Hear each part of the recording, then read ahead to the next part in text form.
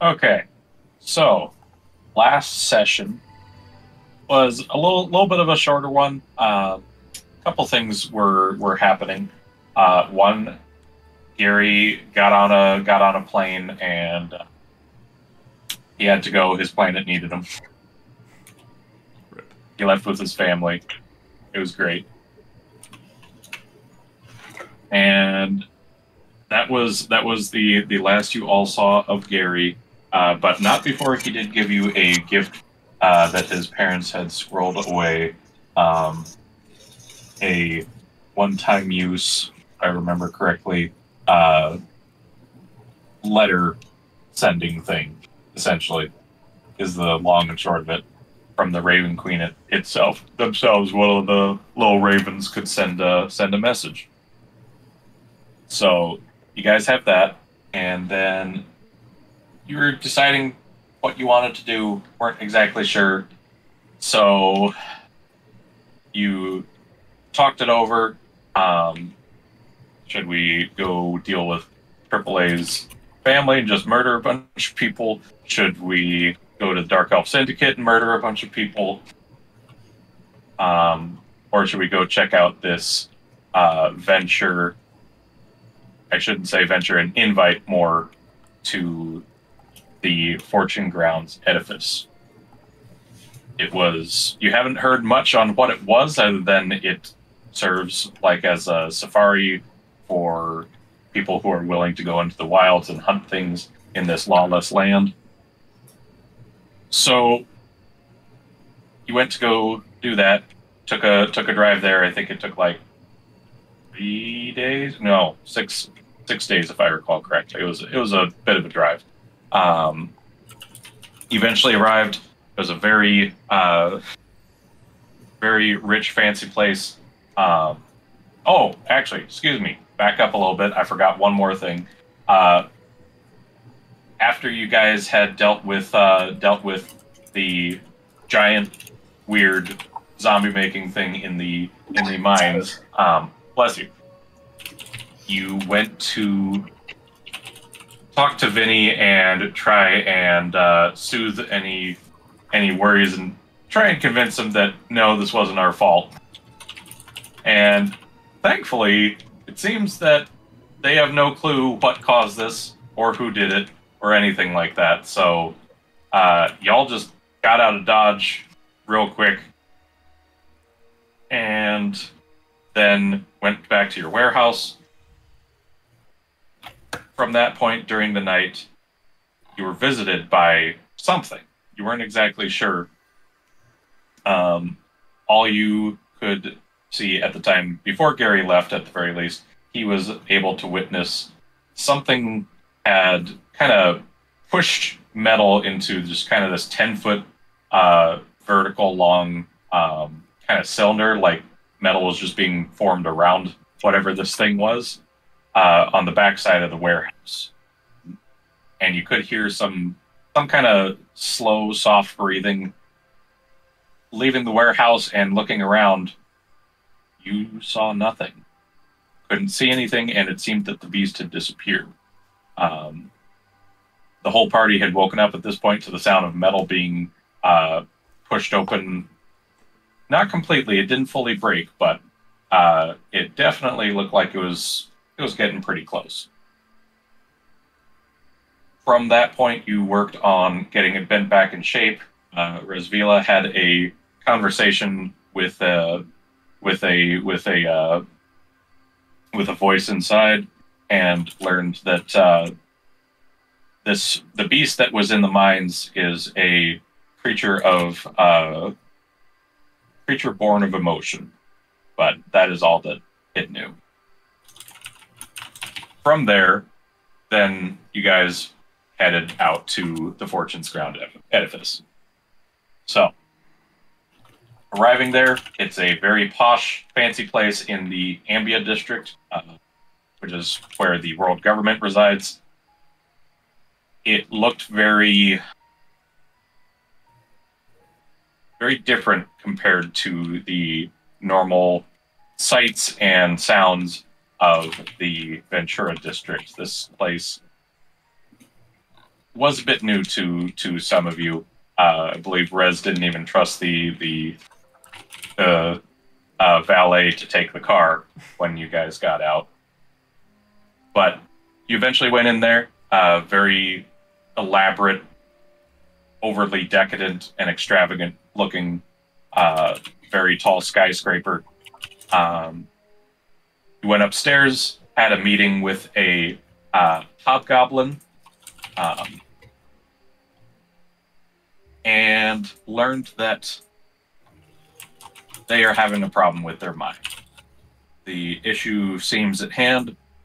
There is a beast stalking the wilds that have been kind of pushing things out and making it hard for their business to get people coming in because either people aren't returning or there's no wildlife to hunt. And every time they've sent in people, they have died. And this all seemed to have started happening after the group started a mining expedition in the wilds.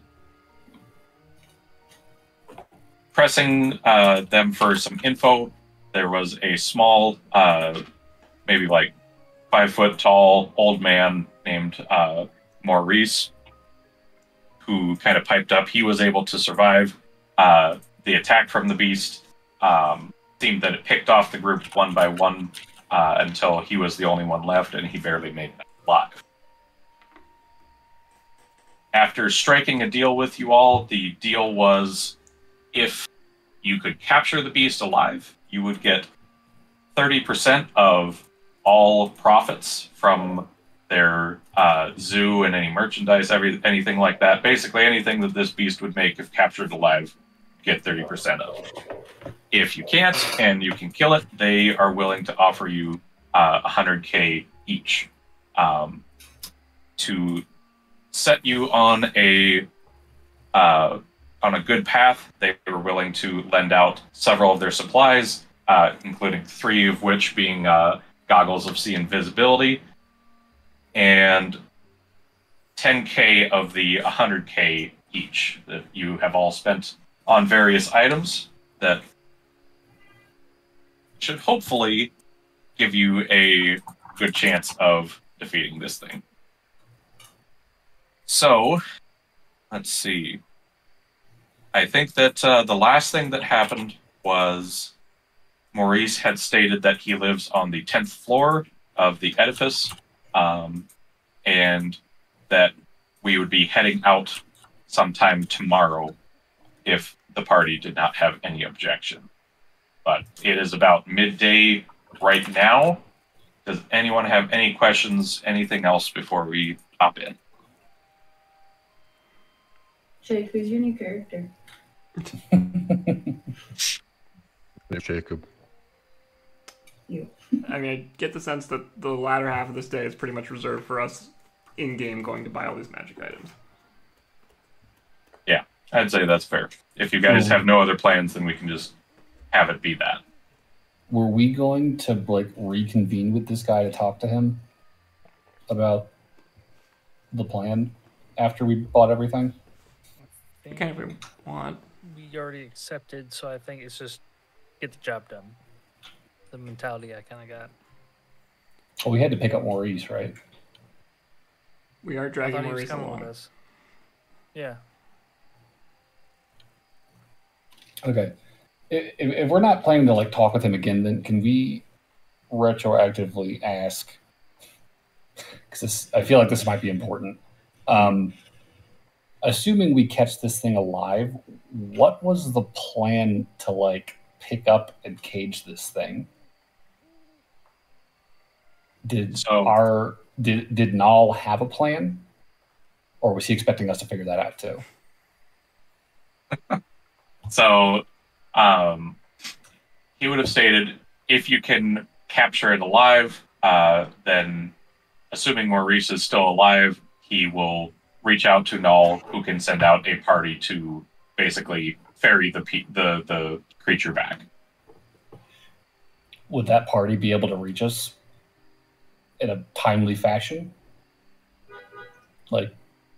Suppose we catch this thing, 50 miles from the edge of Give us a few days. from the edge of the border, right? You know, is he going to be able to get people out to us in a timely fashion that far out? Or If you're wondering if your magic circle will last long enough, I would tell you no. Yeah, it doesn't sound like it. So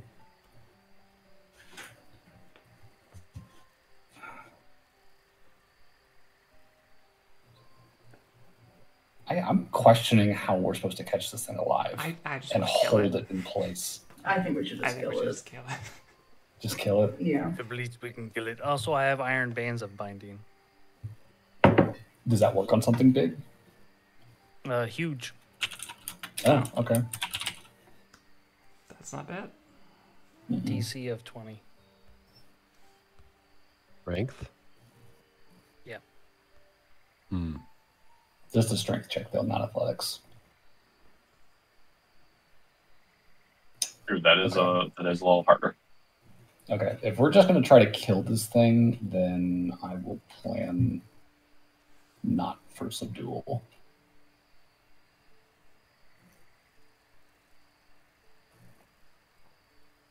Yeah, I mean it's ultimately up to you, but yeah, it's basically if you can capture it, you get less money up front, but more money over time, versus more money up front if you kill it.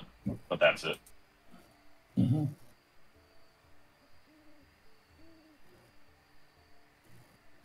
Since I have a question. This is just about Artificer.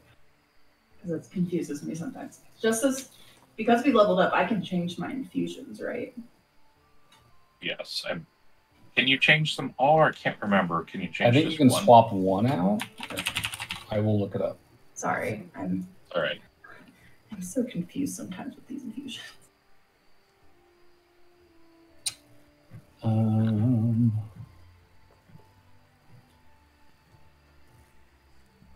Can't type.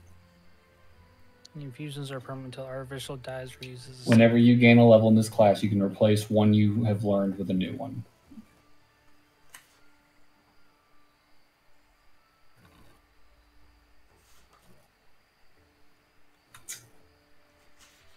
So, are we to stay at this building tonight, or do we have to find our own place to stay?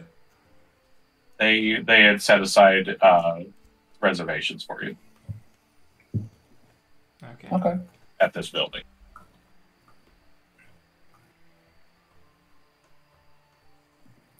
Well, I would like to grill Maurice about the creature. Get some info out of him. I doubt he's going to tell us more, but we could try. I mean, he could tell us exactly how he encountered the thing. He you know? did. Did he? Yeah. He said they Yeah, were all basically his tied crew up. just His crew was tied up, and then people just started disappearing, and he was the only one left. Yep. He never saw anything. Did he tell us where it happened? No. in the The wilds. jungle? Helpful. That's all we know.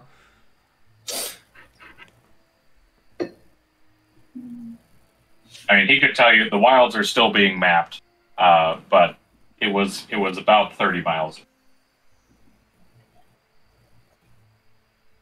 Okay. Was it rocky, mountainous? Was it a valley? Was it swampy? Was it It was open? a mix of it was a mix of jungle and swamp. Okay.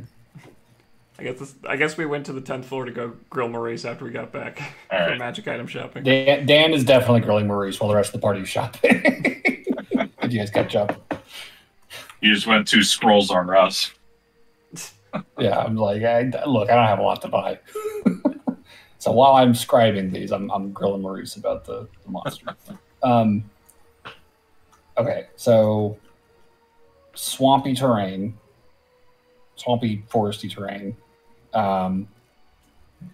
poor visibility, good like how clear is it out there as far as like distance that you can see? At the time, it was good visibility. The fog had just lifted. Okay, so not a lot of undergrowth, or is it Oh, there's quite a lot. But you could see through the trees. Yes. Okay. And this thing still picked your guys off without you seeing it. Somehow. Yes. Okay.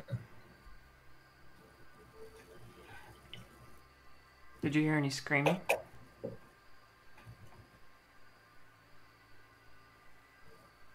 Only of my men suddenly discovering one of their brethren was gone.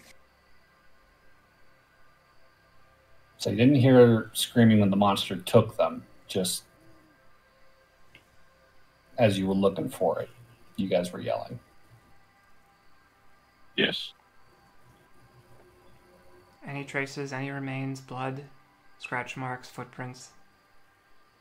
Well, for reference, he did show you a footprint previously that I apologize, I forgot to put in the recap. The footprint that you all did find at the warehouse was a 8-toed foot with a talon in the back, and the footprint that he had a pressing of was a little smaller, but was pretty much identical. He said that was a few weeks ago. Right, but in the moment, did he see any of this? No. So where did you find that footprint? Running for my life.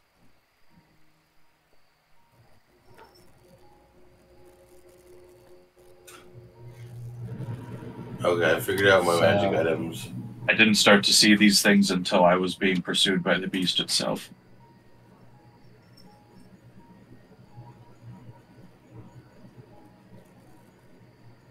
And you never got a good look at it. Only thing I could hear was its breathing. But you knew it was chasing you. Okay, so you heard it chasing you. You never saw it. You saw its footprints. Oh, Phoebe. And you fled from this thing for 30 miles to get out of the wilds without it catching you.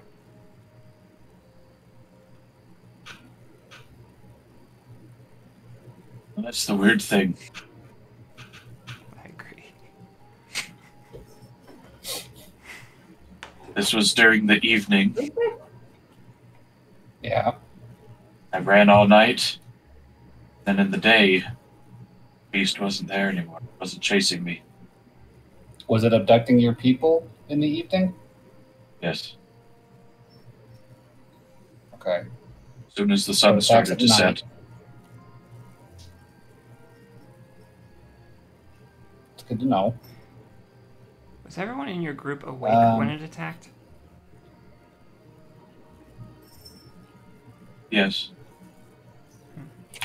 We were all walking together. I don't know how they wouldn't have been. I didn't know if you did the rope in response to the creature showing up. I don't know how it worked.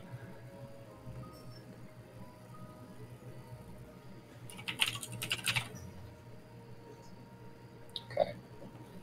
I might have one thing I want to buy. A gun. Do we have a drift globe in the party? No. Okay. We should definitely buy a drift globe. I'm going to buy one. Artificers can use one of their things to make I a do, globe. surprisingly. Are you talking about the Floating flashlight. No, he's talking about magical tinkering. But it only is a 5-foot radius of bright light. Yeah. Drift globe can make daylight. Big light. Yeah, drift which could be globe's a good investment. So, how much would a drift globe be, DM? 500. 500? Done. Just spiked in demand. I'm not sure if you just saw what AAA posted. He has a free cloak of protection. He has an excess one. So do I. I also have a cloak of protection. I'm good. I do too. I hold on Everyone's to it. protected. Maybe we That's can a help good one to outfit have. our new party member whenever they show up. I do have 2 infusions I'd like to use. Not on myself. Okay. I have enhanced defense, which will be an add 1 to AC, and mind sharpener. All right. So spellcaster. What do you want? I would not say no to a mind sharpener. All right. She'll patch your little suit, and now you have a sharp mind. Oh. What does that mean?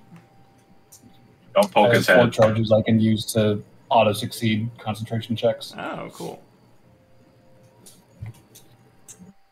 It wants a +1 to their AC. Rez? Does it require attunement? No. That would help make up for the +1 I just lost from my cloak of protection. That's true. You have +1. Alright, that's it. That's all I had. Okay. So when it starts getting to nighttime, Rosie would like to call her father. One last call to Papa before you venture out, Yes. in case you don't make it back. Well, I feel like she wants to feel out what his opinions of Null are. Personally. Since, like, he says he knows her father and stuff. Sure. Okay. Yeah, we can do a quick one while everyone's getting their items. Oh, he's a straight asshole. Do not trust him. Grade A asshole. What a douchebag.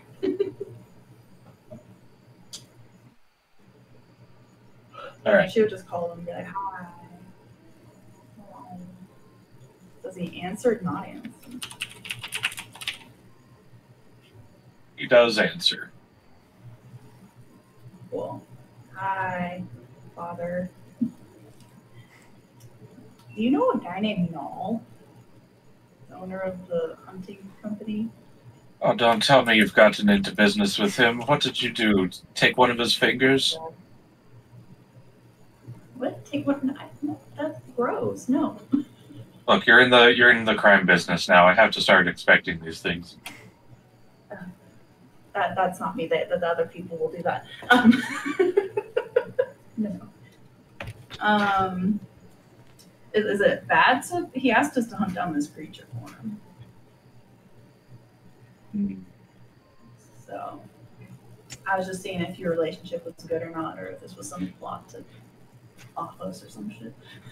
We did not part very well. He managed to weasel out of his contract. Mm-hmm. Yeah, he kind of said that. He talked very highly of you, though. I'm sure that was only to keep up appearances.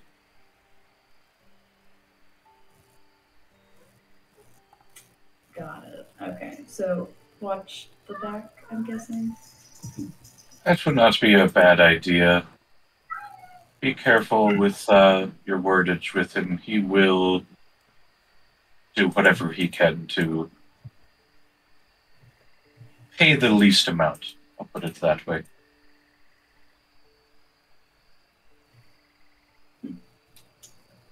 All right. I mean, you must understand he's a businessman as much as that is a pain in the ass. That's how businessmen rise to the top.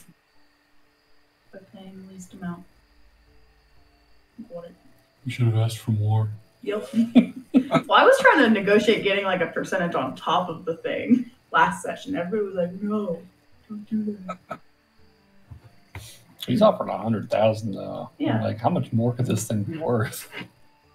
I know. That's where I'm at. But that's okay. That was Alright. each.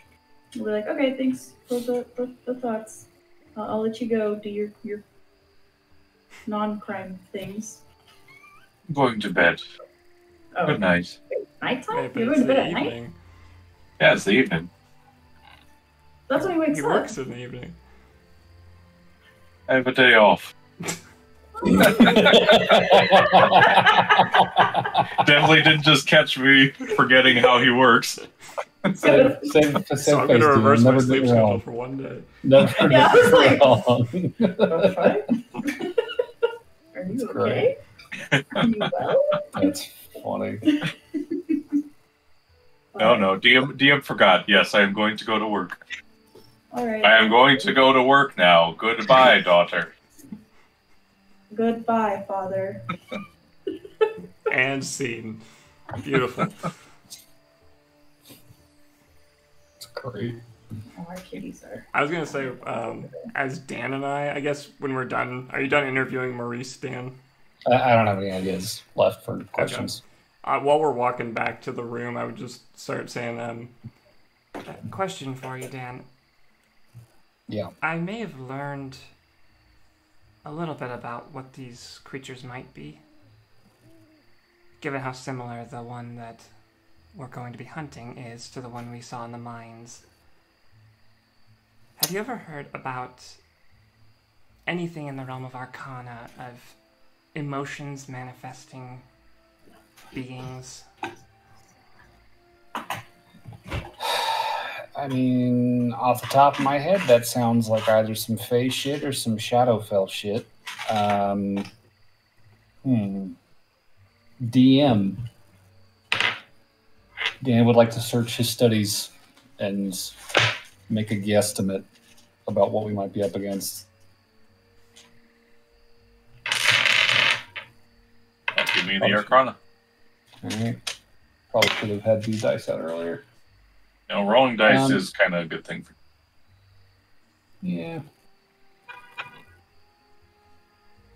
I got a +8. Okay, 24. Ooh. That is pretty good. Blah. So on that, I guess, what all are you looking for about the creature? Just if you know anything about it, if you know what it is. Well, based off of that description and what we've seen from the mine, and also from the weird encounter outside our warehouse and what we've been described by Maurice and Nall, like, do any of these things overlap with anything Dan may have encountered over the course of his study of magic? I think, he would start thinking about extraplanar beings, but it would probably also branch into, anything that might be alchemically significant, things that have valuable body parts or stuff that wizards use for components. Okay. Does anything match these descriptions? So I would say round, invisible claws, whatever. All that yeah. shit. While you would not know the creature, this thing is a mystery to you. You would know that, kind of in your studies, reading the crappy books, you would have stumbled upon a much older looking book that no one really seemed to regard, and you did seem to understand that there have been previous reports of creatures such as these that respond to high emotion or to emotions from the dream realm as well. The dream realm. Basically, when you're dreaming. Like, basically, emotions cast out from the dream or held in by a person. So the higher the emotion, the more likely the creature will come out. Are these potentially beholder-adjacent creatures, by chance? They are similar in nature. But you do not know the creature directly, but you would know that they are similar. So Dan's so like there are beholders, and this seems in that realm. Is that what we're saying? It's like the little tidbit about emotion is kind of like, okay, well, it could be a few things, but it could also be beholderkin of some kind. I know that they reproduce by dreaming about other beholders, and that their dreams in general tend to be pretty powerful. They can kind of warp reality around them. So if it's something that's drawn to or spawned from strong emotion, it could be in that realm of things. I've never had direct experience myself, granted, but that's something to be aware of potentially. I've never heard of these things, but seemed like a possible lead. Yeah. Out of curiosity for myself, where did you come by this very particular piece of information about these creatures? What makes you think that they're tied to emotional energy? You've seen before that I've access to a deeper well of power than it may look like when things get dire or dangerous. Sure. Well, that isn't just manifested in a physical way. I have access to a lot of ancient information to an entity I can speak with. I kind of just gesture to the right side of my face.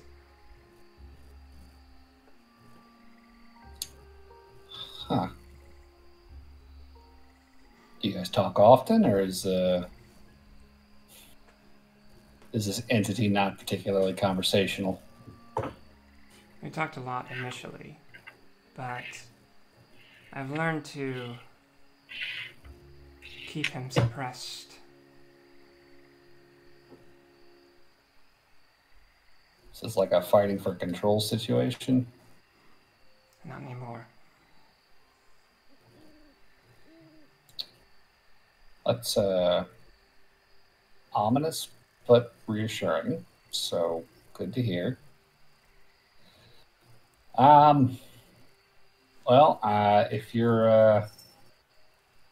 If your entity ever has any desire to shed some more light on this situation, I wouldn't say no to a little bit more clarity on whatever it is I think this is.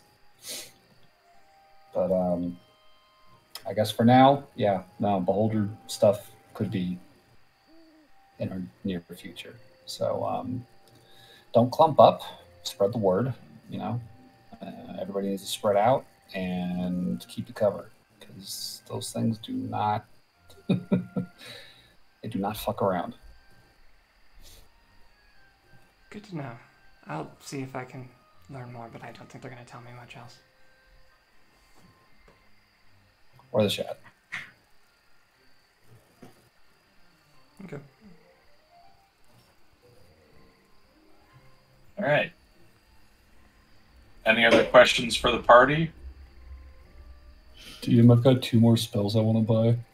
Oh, damn it. What? Would Thomas said he's carry scrolls of locate creature?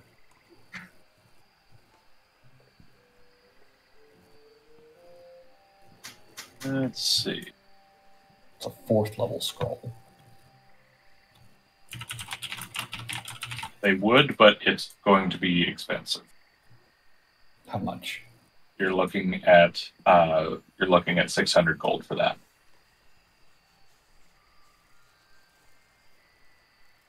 Okay. So you need money.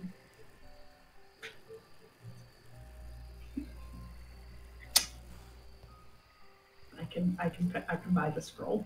Well, we're not necessarily where I would call familiar with the creature yet, so I don't think we could use it to track the creature until we've already fought it once. So I guess my question is it worth it to grab something to try and find it again if we fend it off but don't kill it the first time?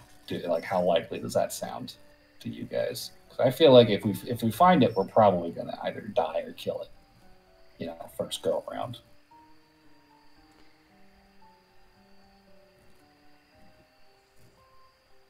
It's not that much money.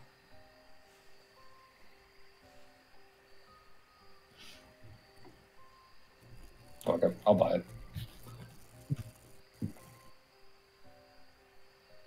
Worst case scenario, you can just One add it to your scroll. spell book. in 2 levels.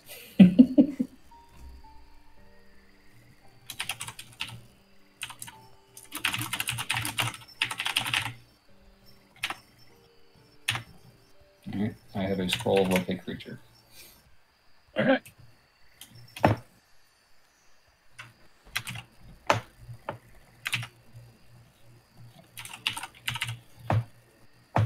Anything else? I think we're good. Okay. So I would say eventually night does fall. You guys come back from all your various shopping. AAA looks a little different. He's got a beard now.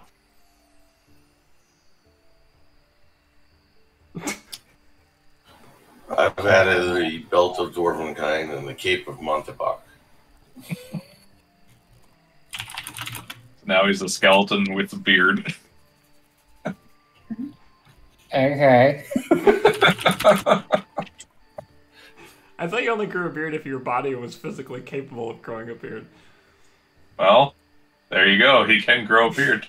You have a 50% chance each day at dawn to grow a full beard if you're capable of growing one, or visibly thicker beard if you already have one. But you ready to redo those drawings? Slap a beard on it.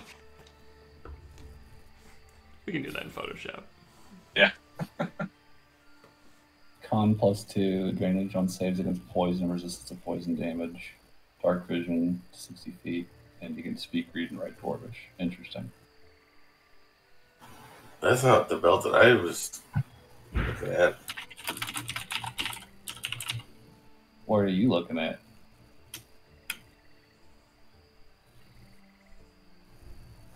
The one I saw was different. Give me 1 sec. All right. Was it from the D&D wiki?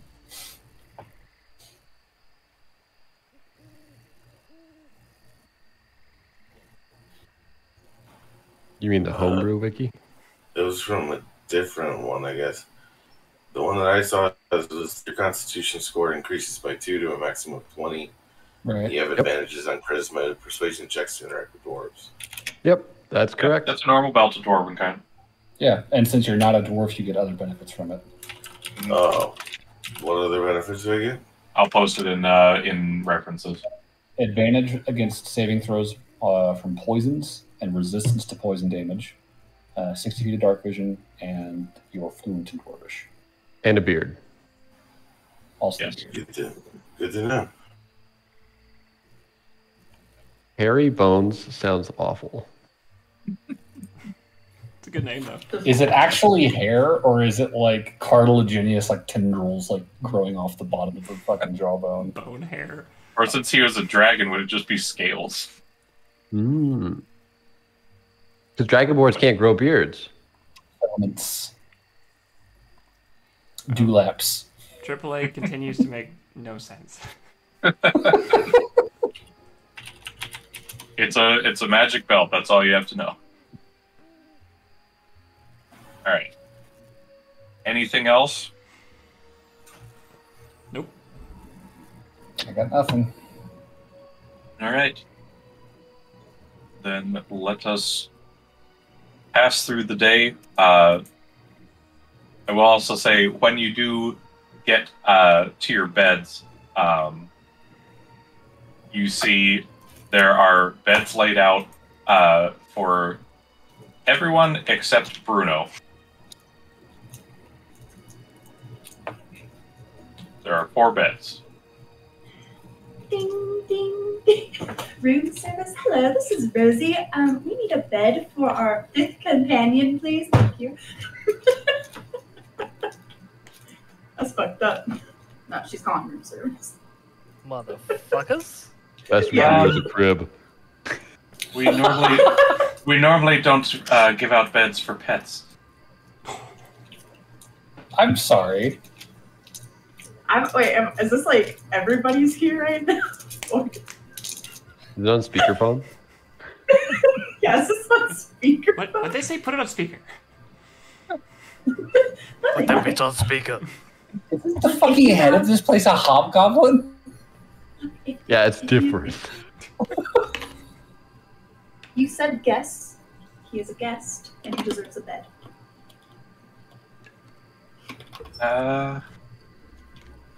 We've got He a talks cot. You can do better than that. I don't sleep, guys, so like I don't need a bed. No. No. The principle of the matter. Yeah, no. Rosie's like, nope. No, rake them over the coals. I'm not saying that. I'm just saying whatever they do, Bruno, you can have my bed. Okay. I don't sleep. Yeah, But no, keep going. Fuck them we're up. good. But Do you know who I am? And you're telling me my companion is a pet? The audacity! You bring up a bed this fucking instant, or else you will hear from us further. Boom! Do you know who my father is? Yeah, pretty much. I was waiting for it. Who the fuck calls goblin things? I mean, What the fuck was that? look at this man. He wears clothes. He talks. He stabs. He's people, clearly. He's house I trained. stab a lot of people. He sounds That's Make sure to questionable. go in the corner. That's questionable. Depends on how much coffee you had. You don't have to be house trained to be a pet. True. I don't know why that requirement would extend over to being a person. What the fuck, though? That was so fun. I'm not crazy. The guy we talked to today was a hobgoblin, right? Correct. Jesus. Does a bed show up, David? Why do you think the envelope said for 5 people? They weren't counting the goblin. Well, now we know how hobgoblins work in Fortuna, Yep. That was not knowledge we knew at the time. and they're way worse. To answer your question, yes, a bed does come up.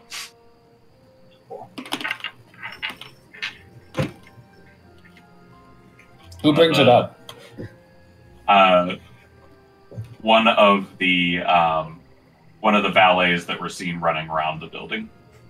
The guy who stole our car. Are the valets hobgoblins?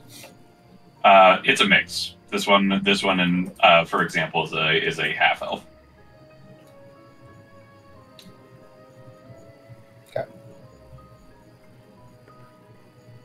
Now we go to bed. Dan's struggling to come up with something insensitive to say, so I'll just let him come in. You'll think of it in the shower tomorrow. Does he shower? Accurate, though. Oil shower.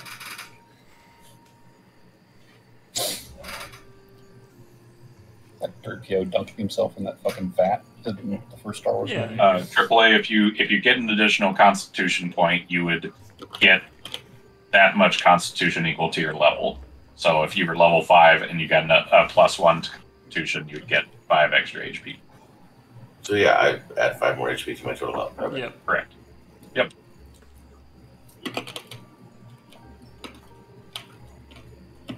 Oops, Okay. So yes, bed does eventually show up.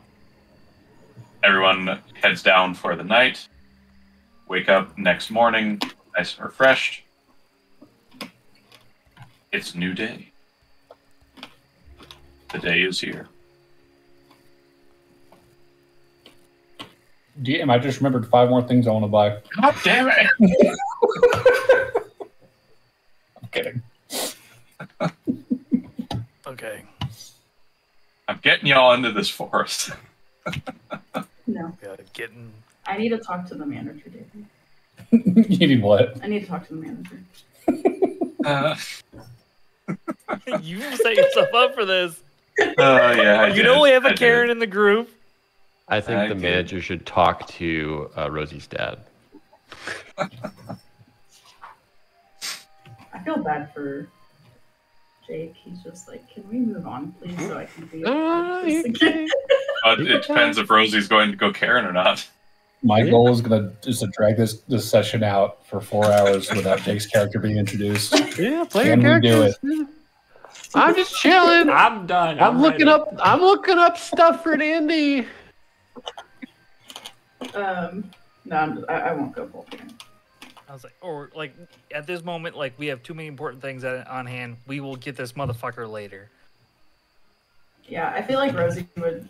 Over the phone, it's easy for her to be bitchy, but I feel like in person, she'd just freeze up, be like, Oh, right. Yeah. It's like the dog's behind the fence, and the fence moves out of the way, and the dog's like, oh, fuck, never mind. yeah. Yeah. She'd come out strong and then just, nosedive. I guess we'll go collect Maurice. All right. You knock at the door, and after a few moments, you hear lots of metal clanging together as Maurice opens the door wearing a backpack with, pots and pans, all of his equipment. And he says, right, are we all ready? Ready to go? Do you have those goggles we're supposed to get? Oh, yes. And he reaches into one of his pouches of his backpack, and he pulls out 3 goggles.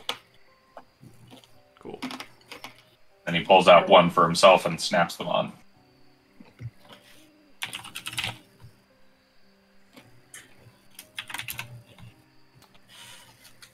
So I'll take one of them, since I'll be the stabby stab. It'll be the What are those? they are goggles of see invisibility. I just realized I already had dark vision from my goggles and night vision. I just gained dark vision because of the belt. So if anybody needs goggles and night vision, let me know. I got my own pair, but thank you.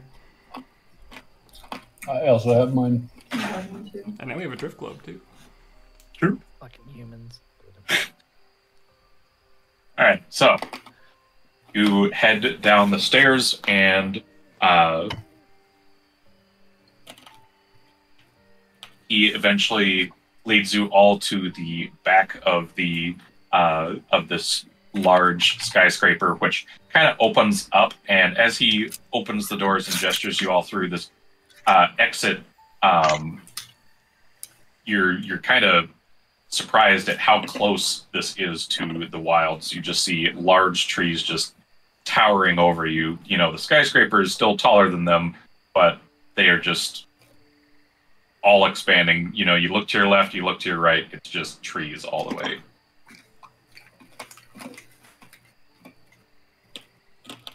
Very dense jungle.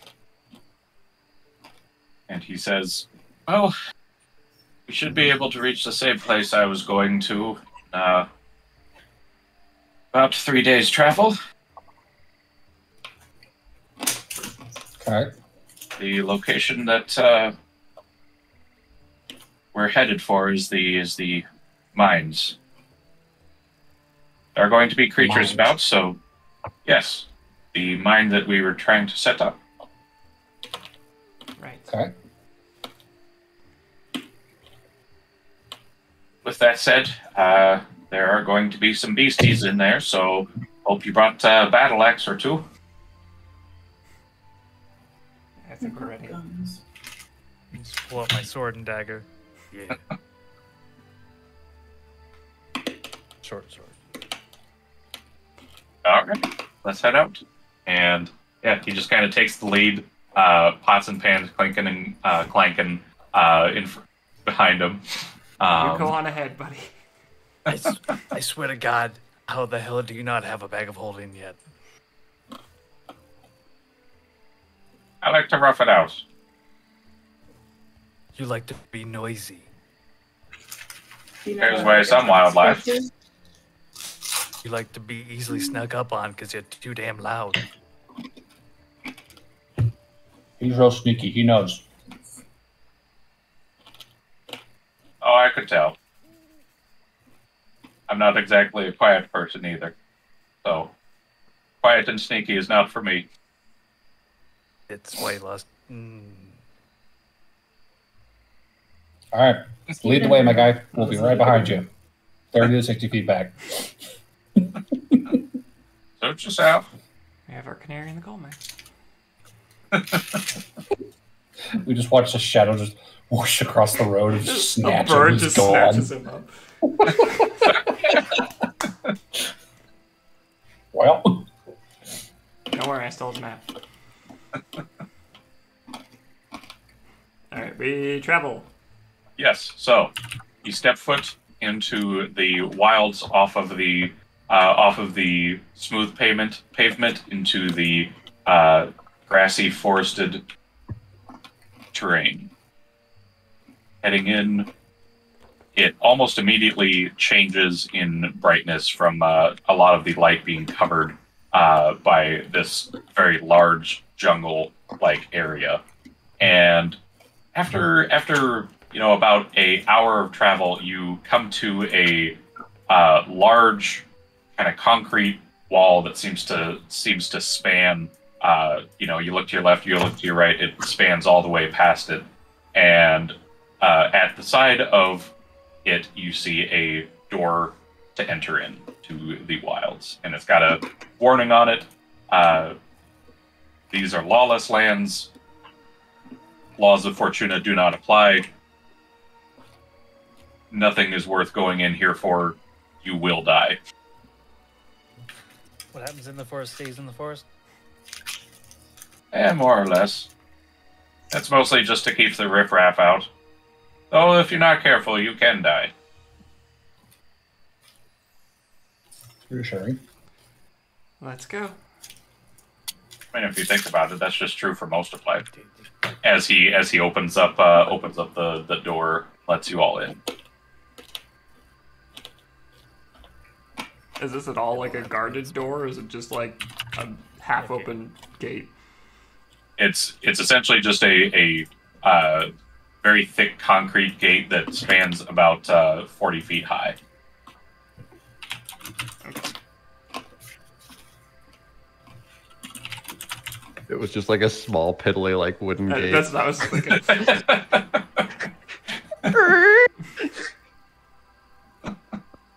All right. And with that, you walk in. The door closes behind you all, and we're now in the jungles. So, from that point, he starts heading down a worn path that it looks like he's traveled down before.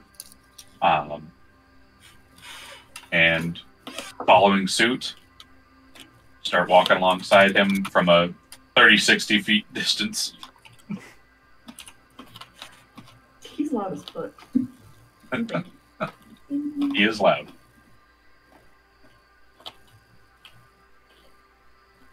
And over time, day goes by.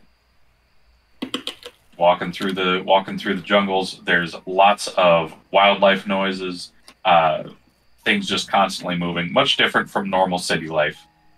I would say Bean's ears are just constantly you can see them just twirling and moving around. He's just constantly listening to every little thing going on. Good. But he never really sees or hears anything that seems to be sneaking up on you all.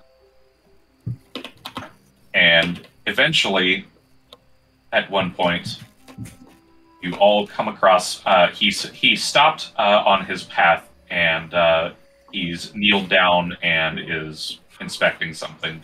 As you eventually approach to him, after walking about 60 feet to get up to him, you see he is examining a pale, bleached humanoid skeleton, still wearing its armor, with its skull face down in the mud.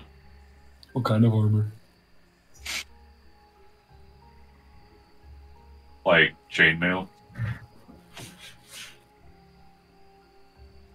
While he's examining it, we'll just step up and start undoing the armor off the skeleton. Is it gold? Someone's been playing Baldur's Gate. Like to add to wear. One moment, be careful. I'm So still you can- inspecting this thing. Yeah, what's up? Now, by the looks of it, as he rolls the body over, exposing the torso, and he grabs a small little metal piece out of the pocket on this thing's pants. Well, that says it. This is one of my crew. Huh. Sorry for your loss. Keep taking off the chainmail. He's not going to need it where he's going. I feel like you'd hear Rosie go, "Damn." How long ago did you lose your crew? It was about a week or two, but the rate of decay is quite accelerated, I must say. Maybe 'cause Just a little bit. we're outside. Thing is picked clean completely. Nothing even in the skull cavity.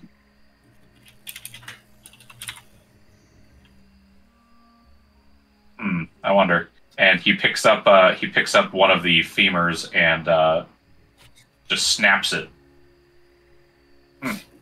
What I thought. And he shows the bone to Dan, and it is completely hollow on the end. No marrow. That's kind of weird. That's what I thought. The only thing that survived is just his bones and his, well, belongings. And organics. Technically Exactly. I give the skeleton a sniff because apparently Warforged can smell. Or I'll just ask him, what does it smell like? Very faint. He brings the bone up close to his nose. A little bit acrid, maybe acidic. That would explain it. Does the skeleton and equipment look as though it has been coated in acid of any kind? The equipment, as you kind of hold up the chainmail, you see a few little kinks and tears in it. It would need a little bit of repair, but otherwise, it does not look like it's been hit by acid. The chainmail is still dirty. It doesn't seem like it's fused or melted anywhere. Okay. I'll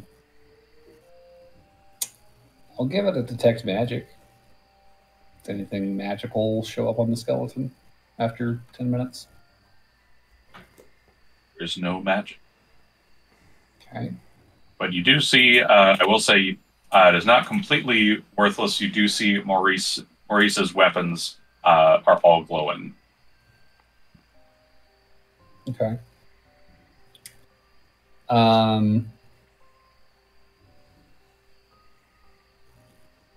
Is there any indication in the environment around the skeleton? Any sort of damage to the nearby trees or to the ground that would indicate what sort of creature passed by or what sort of events may have unfolded? So, let's see. I would say give me a investigation. See if you can't find it.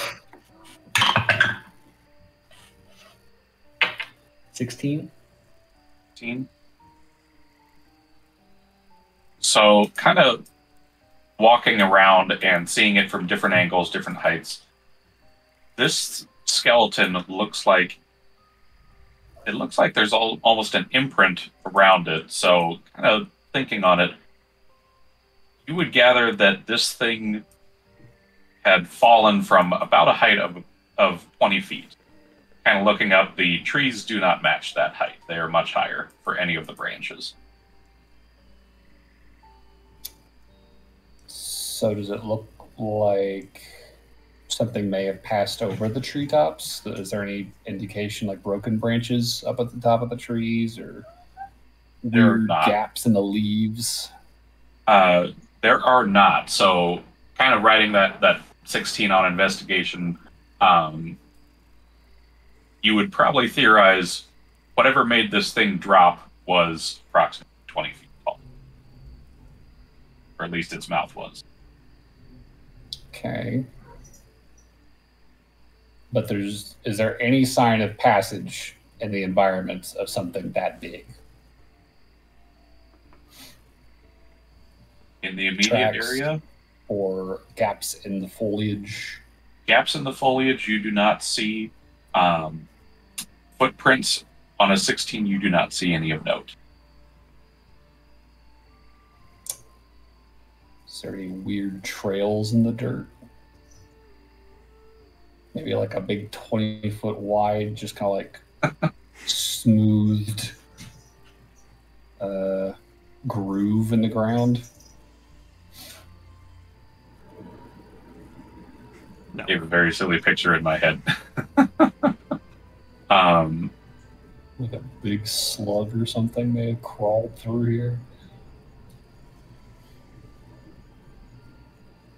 You know, now that you're looking at the trail itself, instead of like looking up and around at all the thinking of, okay, maybe this thing crashed through here or something like that, looking at the trail itself and looking back and forth from where you were and where you are now and looking forward, you see the trail does narrow out at both ends, but it widens here before eventually you see a little bit of a turnoff where it starts to get lesser, or not as thick on one side and thicker on another side. It looks like it veered off from where you were all heading to the east.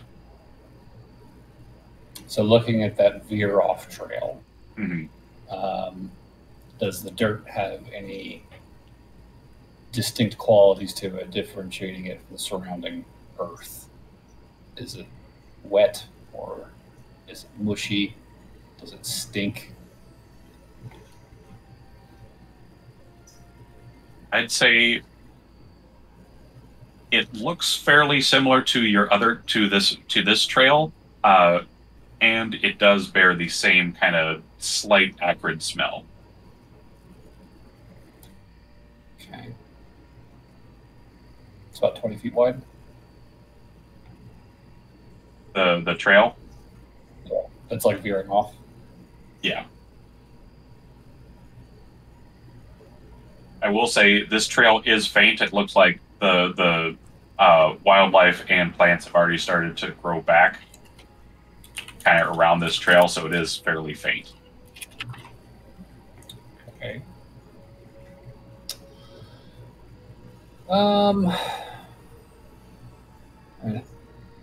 I've got a theory, but I'm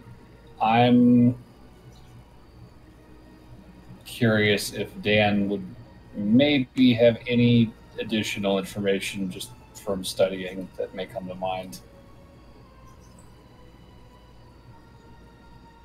Just looking at the evidence in front of him.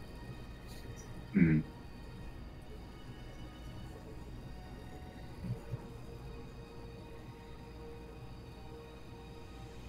So you're wanting to think on it?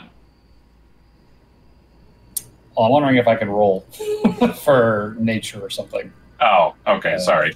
If, I misunderstood. If maybe this lines up with anything Dan's read about. Yeah, I'd say give me a nature roll. That feels fitting. Yeah, it's 10. It's nothing. Nothing Alright. comes to you of note. Do you have any theories? I got one. I don't like it, but looks like all the organic material is completely dissolved on this guy, and whatever it is left a fucking snail trail, kind of trailing out into the woods, which strikes me as a particularly large acidic ooze.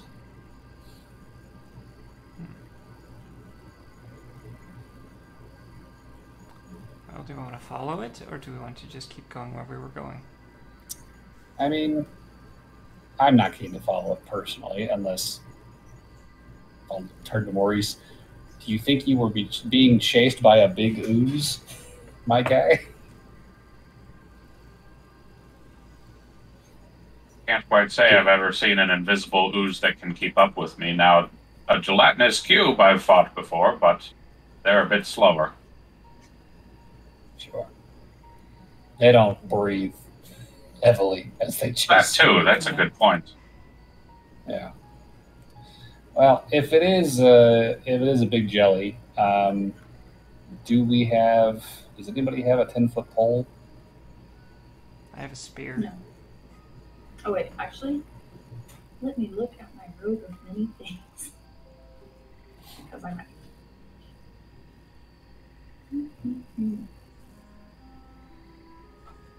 Oh, I have a 10-foot pole. Cool. She'll just be like looking at her things like, oh, I think it's this. Sweet. So Maurice, if you want to take this, we'll hand him the 10-foot pole. Oh, you want me to take off the patch? Yeah, no, we want that. Okay. She'll take off the patch. Ooh. So Maurice, if you want to take this and just wave it around in front of you as you walk, and if you feel something sticky catch it, there's a cube in front of you, so don't walk into it. I'll pat him on the back. All right, on we go. Oh man, I wish I would have had these in one of my dungeon crawlings. Are you a dungeon guy, Maurice? Back in the day. How'd that work out for you? Pretty good. He's still alive. Yeah, that's true. presumably. I got this baby from the... Oh, what was it again? Was it a mummy? Was it a... Anyways, I got to this little number, and he pulls out a large longsword, and since you still have detect magic up, you would see that this is pretty powerful longsword. I'll tell you that. Pretty powerful longsword. Yeah, because I don't think it tells you the name without identify. No, it would just give me a sense of the kind of magic on it, if any. Like abjuration, evocation, whatever. I don't think this has a type, because I don't think weapons usually get a type. Not It would probably really, be enchantment, right? Because it's Yeah, enchanted. outside of that, yeah. no. Sure. It's got magic on it, so yeah, it's enchanted. It's a mind control sword. Oh, I don't think anyone in the party uses long swords, so Dan's just like, "Hey, nice sword." You were thinking On of we killing go. them all along.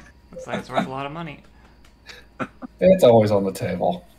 It's a sword of mind control. Poor Maurice. He Alright. didn't make it. The Off we go, monster Maurice. tore him to pieces. To shreds, you say? Okay, so continuing onward, you will all continue for another set of hours, and eventually, nighttime does start to reach. You all can, continue to go, but that will start to require exhaustion. I like we're in a rush. No. Yeah, no Okay. hurry. Right. So, We will scout out a campsite. okay. So, scouting out a campsite. I'd say let's have a general perception roll to see if y'all can find a good campsite in the last couple of hours. I am not trained in perception, so I leave that to the perception people. I got infinited on perception. 14. 14. Ooh, that one. Had advantage. 17. Oh shit, I see nothing. Triple A got 17. Okay. Yeah, we're out of Bruno's element here. So. Just a little bit. If I have advantage, Yeah. still I have a nothing. +0 to perception. What were you saying, Rosie? If I have lucky, can I use that even though I had advantage on the roll? Or I think so. Yeah, I don't see why not. Dude, I'll use lucky. That's one of the really great things about Lucky in 5e is it stacks with advantage. I don't think it really. It's a 15. 15. Okay. So I would say on 15 and up, after only about right as the sun's starting to set, and y'all are thinking we should probably pack up. About 30 minutes later, pretty much right as it's starting to turn to dusk, you would all find a campsite. Okay.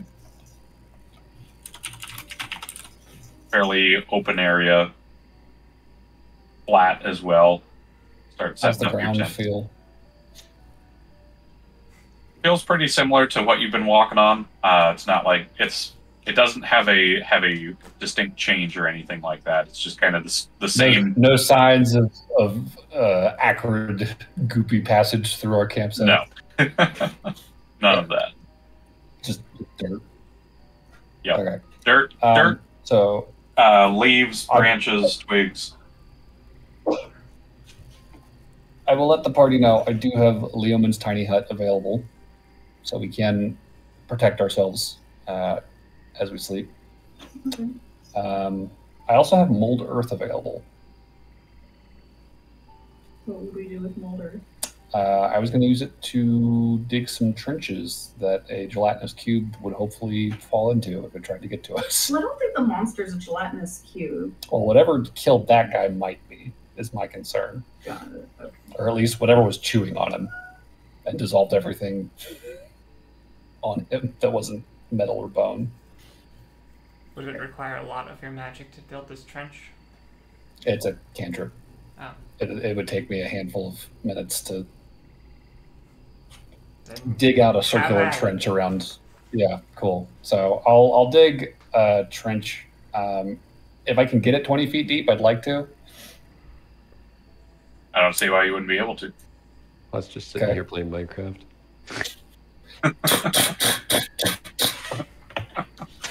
And then I'll cast Leoman's tiny hut on the little island in the middle of it where we can set up our camp.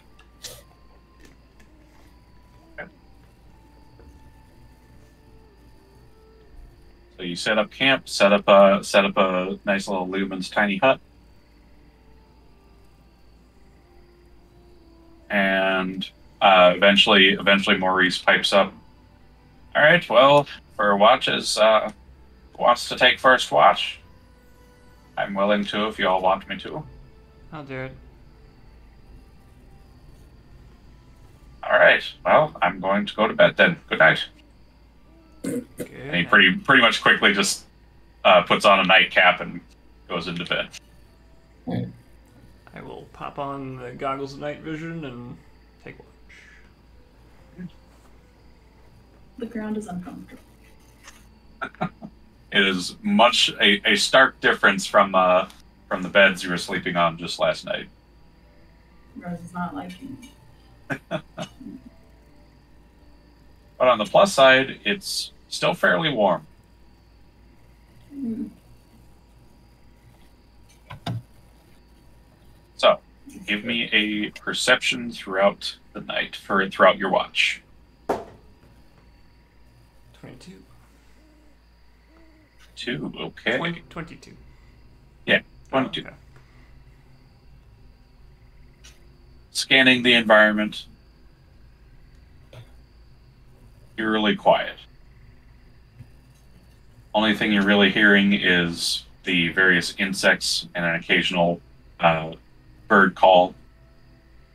Frogs off in the distance. I'm gonna look over at Maurice periodically.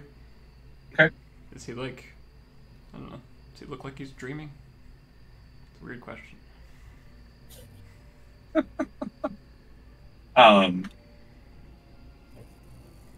would say on a 22, looks like he fell asleep fairly quickly here. You see an occasional like little twitch of the foot, or like twitch of the hand. You could reason, yeah, it looks like he's dreaming.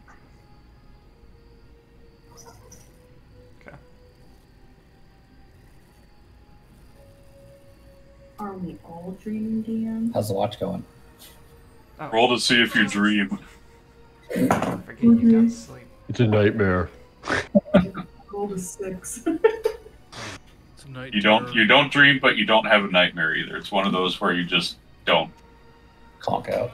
Yeah. I imagine our party's probably pretty beat because Yeah, in this exactly. world, people don't fucking hike for 8 hours a day to travel. I missed True. I missed the car. Rez is a sprinter. Not cross country. Not on uneven roads, that's for sure. Well, Dan, since you're awake, you can take watch. Sure.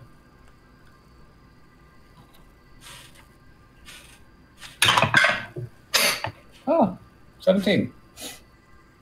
17. Okay, pretty good. I had no bonuses, so yeah, that's a good roll. That is pretty good.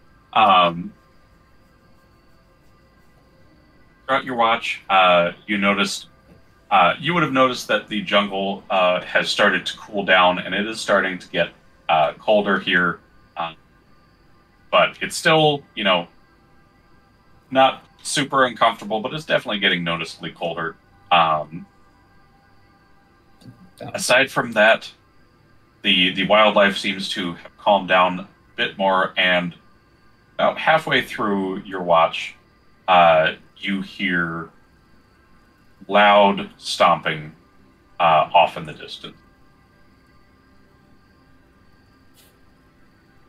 So during my watch, I did want to cast Identify on his weapon that he showed me, which Okay. was clearly very magical. Okay. So as Dan has kind of like leaned over, just put a hand on his sword and is like casting it, Identify. He hears this and is like, oh, shit. I'm going to finish casting the spell and then I'm going to wake him up. Okay, so you're like, you just heard probably like 5 or 6 stomps. It doesn't sound like it's coming in your direction, I will say that. It just sounds like it's off in the distance. Okay. And just as the sound starts to fade, the spell finishes, and it is revealed to you that this is a giant slayer longsword. Neat. Okay, I'm gonna wake him up. Oh, what? Hey, What's all this then? Shh. Can you hear that? Kind of lifts his head up and strains his ear in the direction of the stomping. Sounds like something big, and he reaches for his longsword. Want to go get it? What? No. Just asking if you know what Well, it then is. why'd you wake me up? Because I don't know what that is. You're the fucking expert, man. Well, it sounds like something big. Something that this baby could take out. Been wanting to test it. Okay. Well, it's not coming our way. If it does, I'll let you know. Ah. And he just kind of tucks his nightcap down over his eyes. Something big. Fucking Morris. I'll fucking throw you in the pit.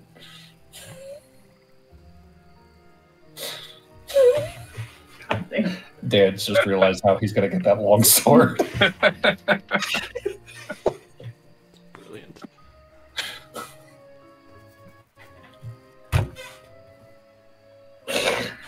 All right. Who's taking next watch? You can have Maurice take next watch since you already woken up. That's true. All right, Maurice, you're on watch. Oh, come on.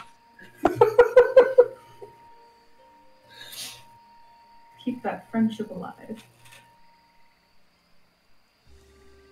Alright, so let me roll for Maurice here.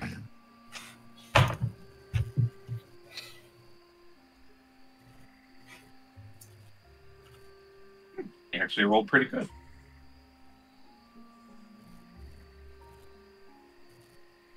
Okay, so Maurice's watch passes by without any issue. Who's taking the next watch? It's up to Maurice. Yeah. Let me roll a 6.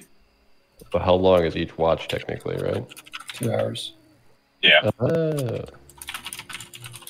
we've done 3 so far. So we have I guess AAA can. 2 left. Well, yeah. I was thinking of Gary how he can meditate, so you could only have to do 2, but yeah, okay. Yeah, we can do AAA here to wake you up. Gives you a little light fall on your beard. Did you have this from yesterday? Nope. I'm very confused, but I'm also very sleepy, so you're up for watch. Yep. All right. Apparently, I'm very good at rolling perception checks today. I got an 18. Hey, very nice. Okay, so watch goes by pretty good.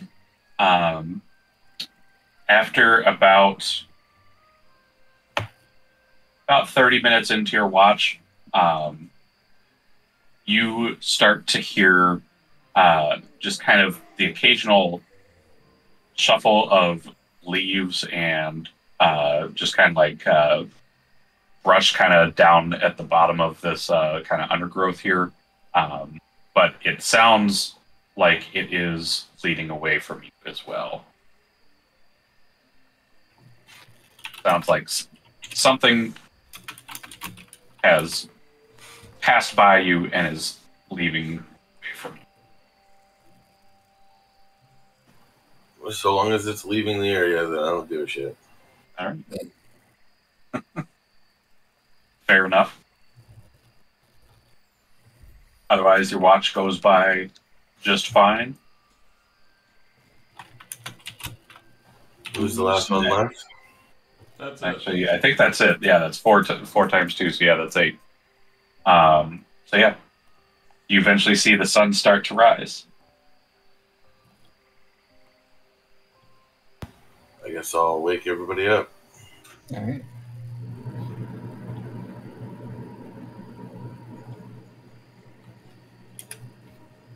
Anything markedly different around the campsite? Campsite looks the same. Well, off we go then. So I got 2 Okay. days to the mine. So, continuing back on, you finish packing everything up. Maurice finishes packing all his stuff up, getting his pots and pans back on, and hefts up his backpack, and you just see him put a hand to his ear, kind of leaning towards the sound. Says, "Do you hear that?" No. Is that Sounds like steel on steel. Sounds like someone's having a bit of a fight. I want to go check this out. It's probably Jake's replacement, so no. Yeah, I let's keep say we walking. go check out the fight. I'm just kidding. Let's go check out the fight. I mean, I'm just saying, if you're already stealing from corpses, that just sounds like easy way to get some more stuff. You know what? I like this Maurice. He makes a good point. Let's go.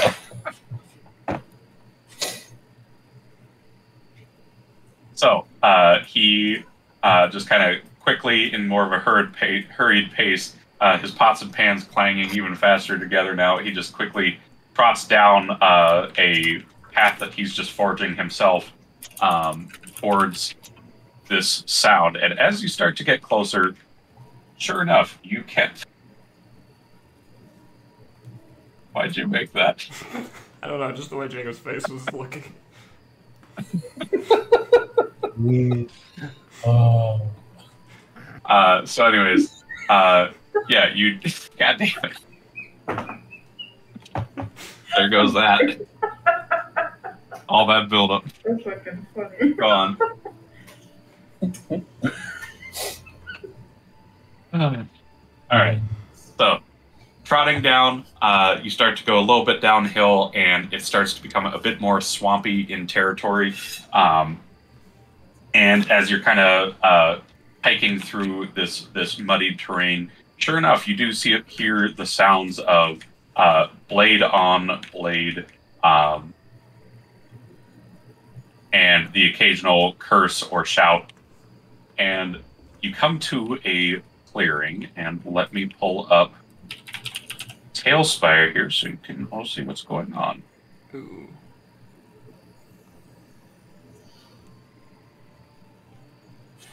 Should I launch it? Yosh. Okay.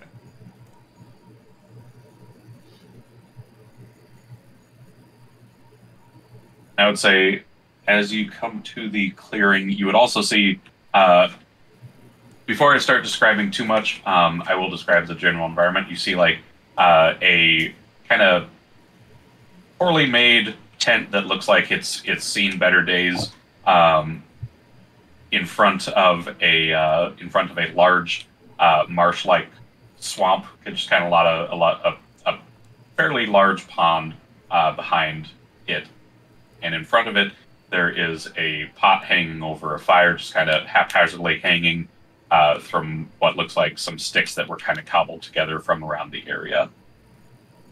And in front of all of that, stream here.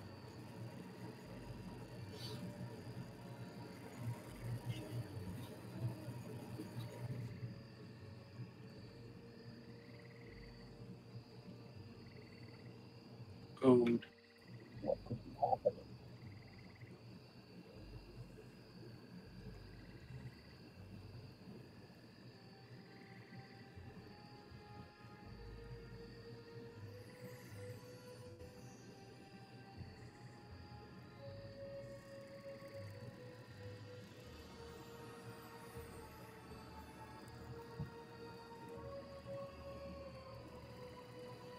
All right, summon you.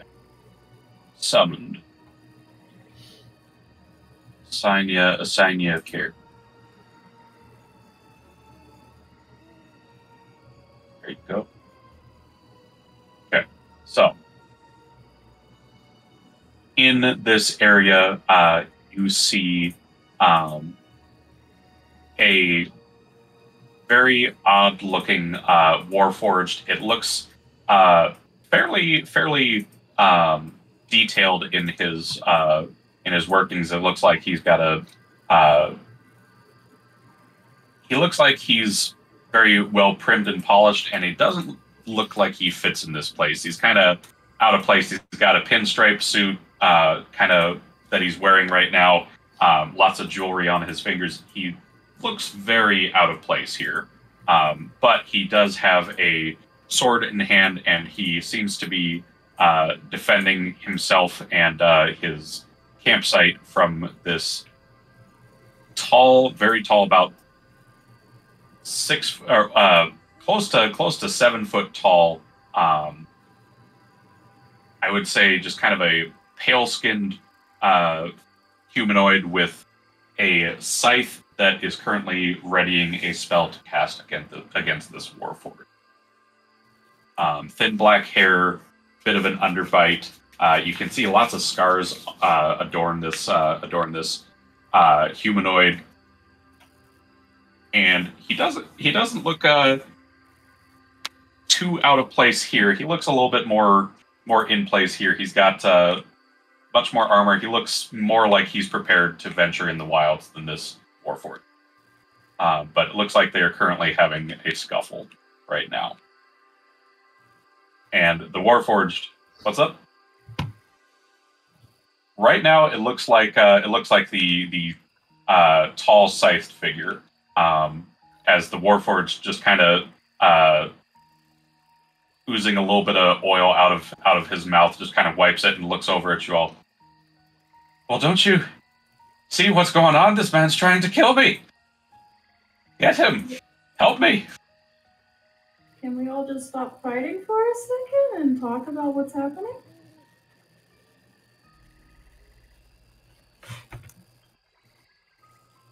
No? I don't think he wants to. address the scythe guy. Be like, why are you? Can you stop for a second? I'm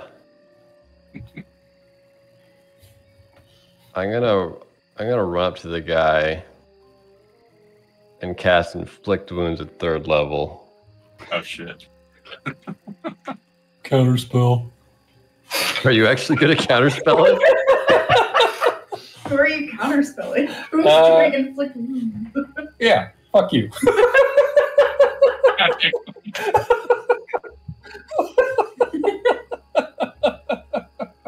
All right. Welcome to the party. Let's slow down. What's happening here, guy?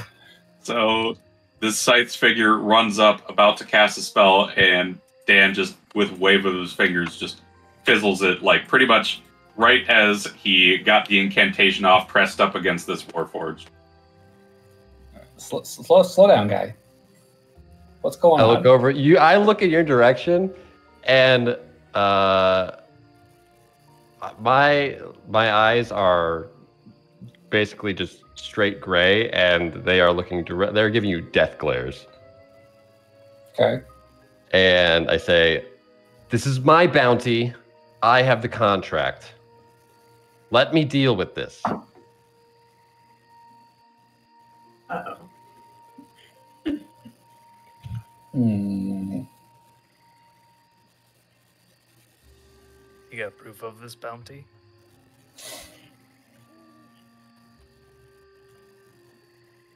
I look. I see the goblin, and I look over in your direction. I'm like, "Are you the Deathbringer?" I recognize your face. Is that... I don't... What? I move towards you guys, and I'm looking specifically at Bruno. As you start to move towards him, the Warforged just kind of looks around real quickly, and he tries to make a swipe at you. What's your AC? Or I should say, he rolled a 17. He missed. Does that hit? I swipe it away with my arm. Dude, you're gonna get a message from Rosie. Do you know how to hold person? Didn't prepare that one today. I didn't think we'd be meeting any people. Okay. Oh. Thank you, Rez.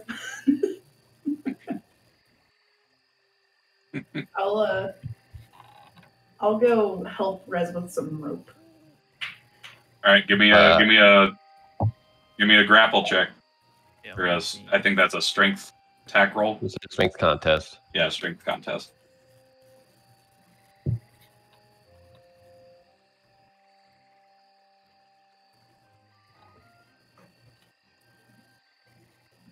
He got a nat 1. So as you just go over and grab him, he's like, "Oh, whoa!" And he just kind of crumples up in your grasp and just drops the sword. Look, he was killing me. You know the adrenaline in the moment. You know.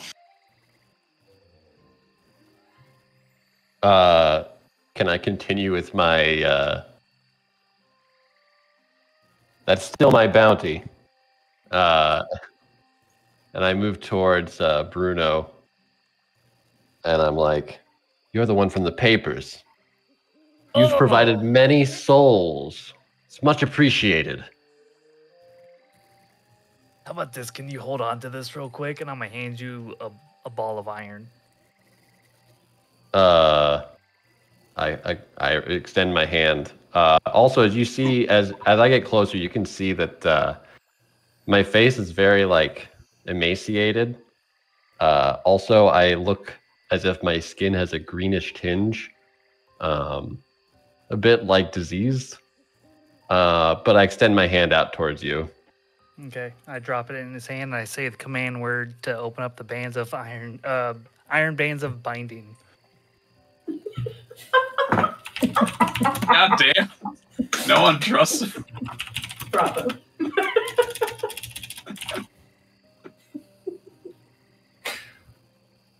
What is this? A dexterity save? I think it's just a strength check. Yeah, it's a strength check. 20. Oh no, he's just restrained straight up. Yeah. God damn. Great intro. I do not succeed. Holy shit. Okay. What the fuck is going on? I have a contract to collect my bounty, and you guys are intervening. I expected more of you, Deathbringer. I appreciate the nickname. I still don't. How do I know? Yeah. How do I know you're telling the truth? You got papers for this? I can't grab them. Well, I can. Oh yeah, tell us where they are. Hold on. I was given this bounty by Alexander Andre. Don't mean dick to me. Do I know who that is? Does any of us? Do any of us know who the fuck that is? Bruno, you would know who that is. Alexander. Who? Andre. He's your contact. I don't know his name.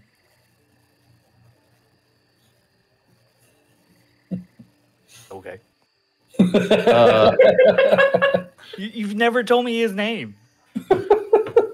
I could have sworn I did, but if that's on my that's on me. That's on me. But yes, Okay. you would know that is his name. Okay. Oh, so we know the same guy. You also Oh, give no. contracts through Alexander?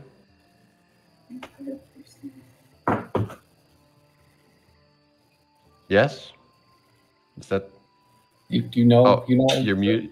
Oh. I don't know if you can... I can't hear you. You know an Alexander Andre?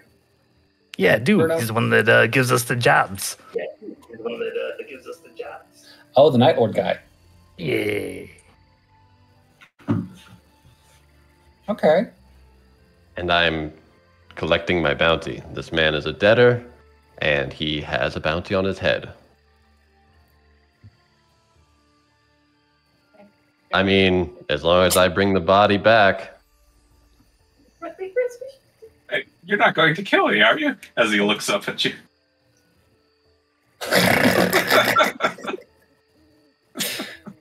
What do you think the Night Lords want with a Warforged? That's a good question. No, I think they just want him dead. That is.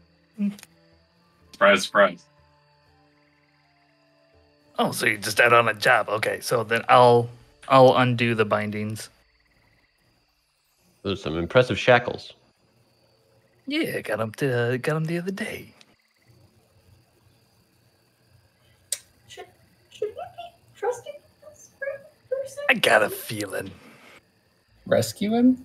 Trust him? Trust?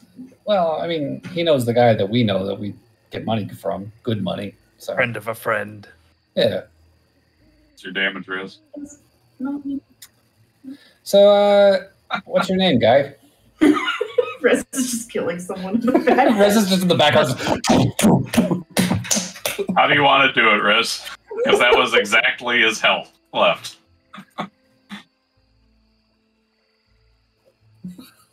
No.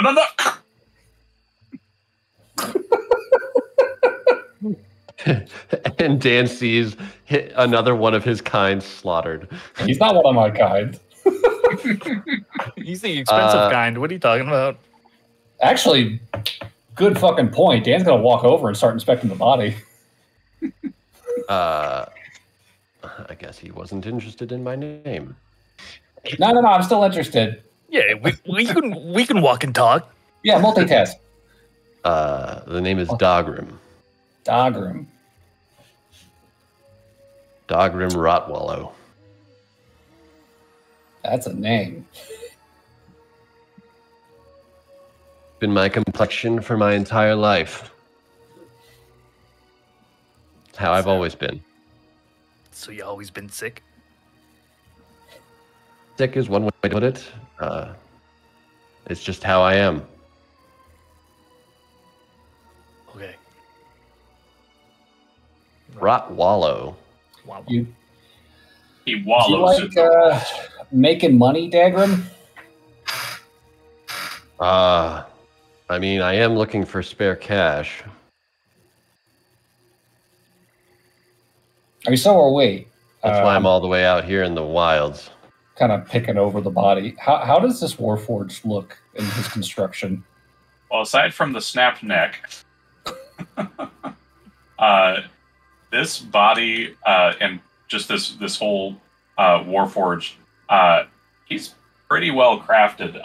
And just kind of as you unbutton a little bit of the pinstripe suit, you can see that his torso is inlaid with gold. This looks like a much higher quality. Hey, Rosie. Yeah. Hey, let the dude here have the head at least, so he can. Yeah, no, Dagrim. How much this guy you need? You need the head, right? I mean, alive would have been more money, but I still get a quarter of the bounty for a dead man. Well, hey, listen. I got a pitch for you. I wasn't planning on keeping him alive. That would be too much work. Thank you. Okay, good. Same Yeah, page. Yeah, cool. Okay, cool. So I got a pitch. Say you cut us in since we helped. Since you countered my spell. Cut you in on our thing. We've actually got a bit of a job out here that we're working on, and we've got a decent amount of coin coming in for it too. I mean, it sounds tempting, especially after the waste of that spell. Hey, putting a lot of effort into that one. Maurice, how much was Null offering us for this again? Yes, I can vouch that they are going to get paid a good amount should it all go well. 100K per person, but this is another person, so we might have to discuss the matters. But it should still be a pretty good payday if you get everything right here. I mean, I remember hearing that we agreed to 100,000 each. Yes, that's those were the terms. Those were the terms I heard. I think our client might want to, honor the deal he struck if he doesn't want to run afoul of some, associates of ours. Dagrim himself seems very capable. So what do you think, Dagrim? 100,000 for whatever you can have the body of Warforged if I can get on that. What are you hunting? Oh, we have no fucking idea. Good question. How are you going to... Rosie, how much work do you think it'd be to get me onto this thing? Wait, what? Can we do that today, you think? God, he looks nice. DM. Can I inspect this freshly killed Warforged and see if I can somehow put Dan's head on it? Anyways, we'll know when we see it. Is kind of mentality right now. But it's also potentially invisible, so we might not even see it. Maybe it could be a separate thing, but it's not really a problem for me. Oh. Lucky you. What you mean? I can cast the invisibility. Oh, okay. Goggles.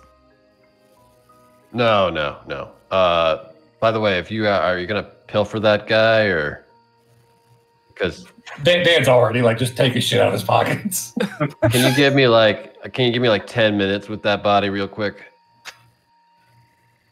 You got the head. Do you need the rest of it? No, I need to cast a spell. Okay. I'm gonna go over to the body, and I'm going to put out 5 skulls and lay out a pentagram on the ground. And I'm going to cast my spell, David. All right. That's what I was gonna do. So yeah, you see me draw out some shit on the ground. It's like I said, it's a pentagram with the skulls on the exterior. Eventually, do you want me to describe how it looks, David? You want to describe it? Otherwise, I got a description for it as well. So. Oh, okay. Yeah. I mean, this is how I imagined it. So I got the spread out, and the body's in the center, and then suddenly you see a little green mass come from the center of the body and kind of whip up into the sky. All right. That's all I needed. I get the head too as well. Toss it to him. Thanks very much. Can I do a history check on that? Just send the soul to my god. I extend the symbol of my god to them. What is it? Make a Give me religion check. Religion check. Fine, I will. Fucking 27. God damn. Religion. 6. Well, Bruno, you that like some kind of cross? That's probably what you're thinking, Bruno. Not sure. It's not a cross. It's a triangle embedded in the middle as a skull.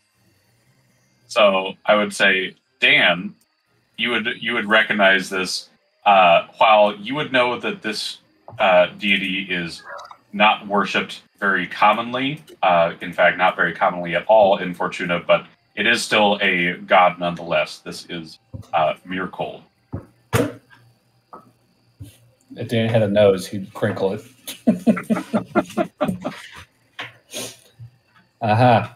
Okay. So, like I said, just sending the soul to my god. So how much work would it be to put Dan on this body? So it would take some time, probably about 3 hours of nonstop, but it could be done. We can do that over a watch. Just a night surgery. Now, Do in the it. middle of the woods, right now. We can do it over a watch. I'll just tuck the body into the bag.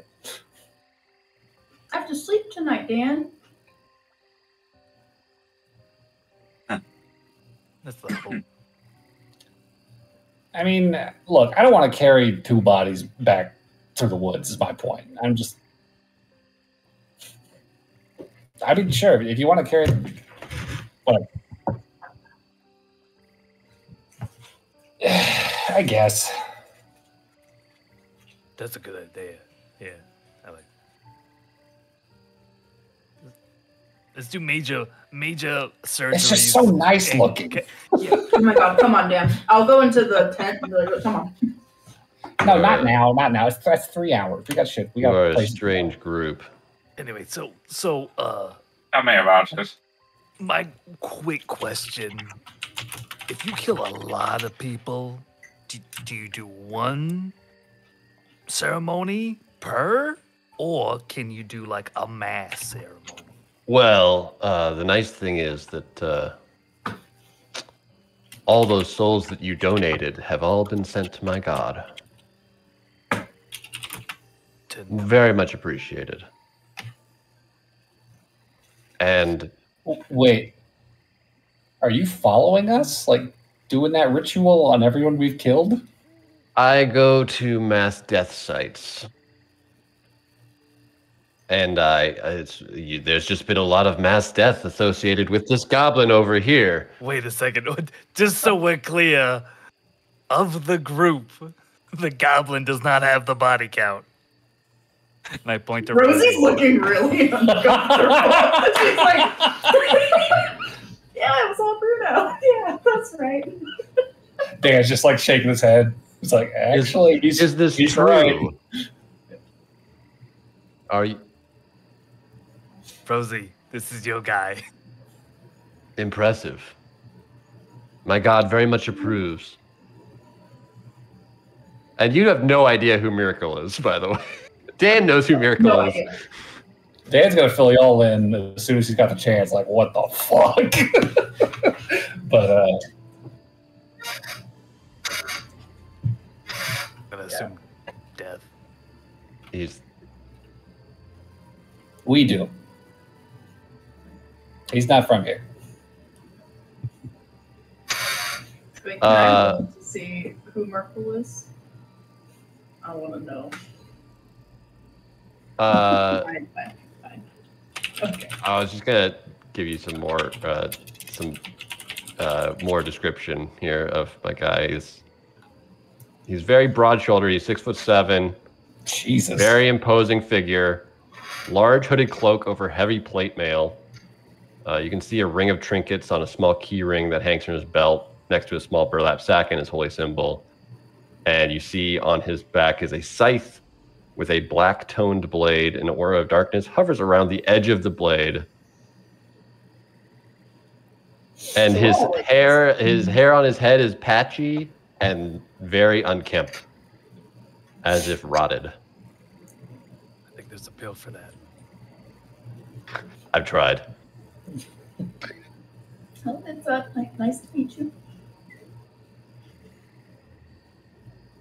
Dagrim Rotwello. I'll call you Daggy.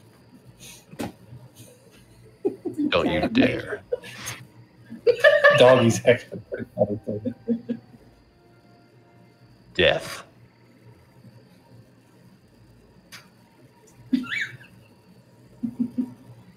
Which is why he likes the souls.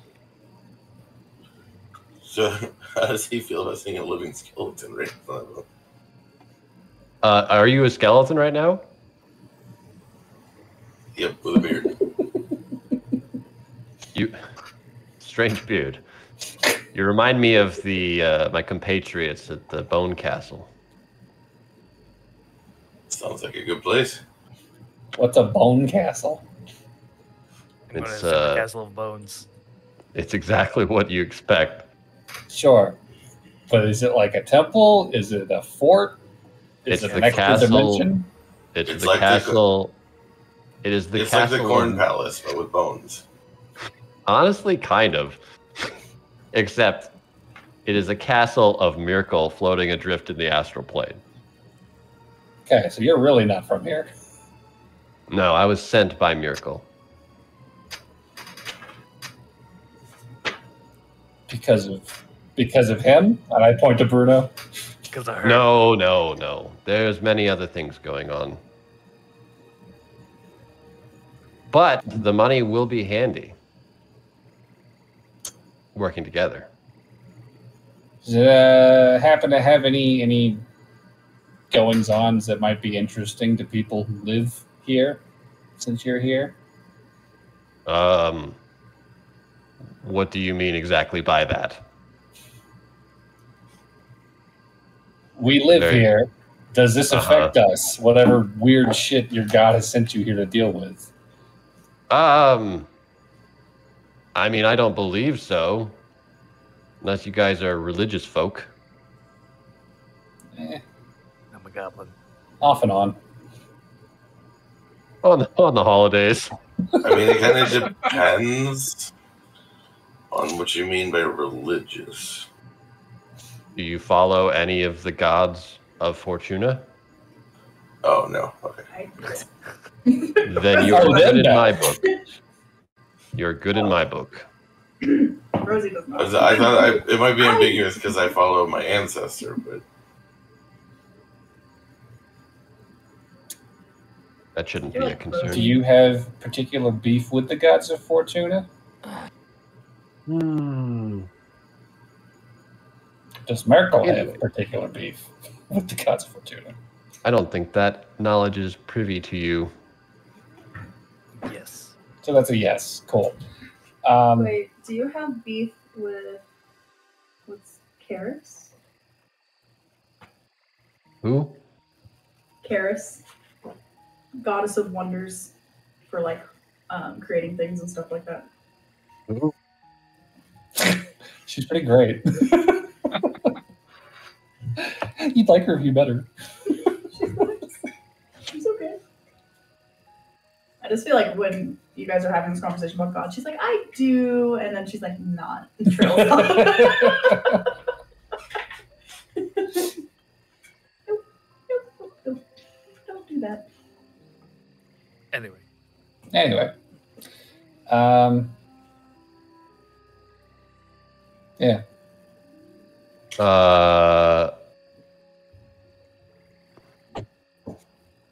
Yes. Well, I'm glad I stopped him. I had to ruin this beautiful body. As Dan is just absentmindedly caressing the chest of this decapitated Warforged. Soon this will be me. I extend my hand out, and you see a green eye float in it, and I blow through it, and it blasts into your faces. And you can now have dark vision up to 300 feet. Oh. Okay. Yeah. This is how I see. Jesus.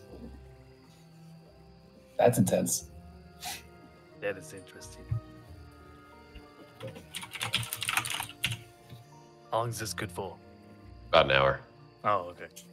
It's midday. But, you know, you can see see that shadow? Exactly, you can't. Someone just bumped the brightness and contrast just way up. Touche. Don't look at the sun. We have jacked the ISO on every sensor in our eyes as high as it goes. Rosie's just like, this hurts my brain. I can make you see My farther. brain. Other than that, I have this this scythe. Another gift to me.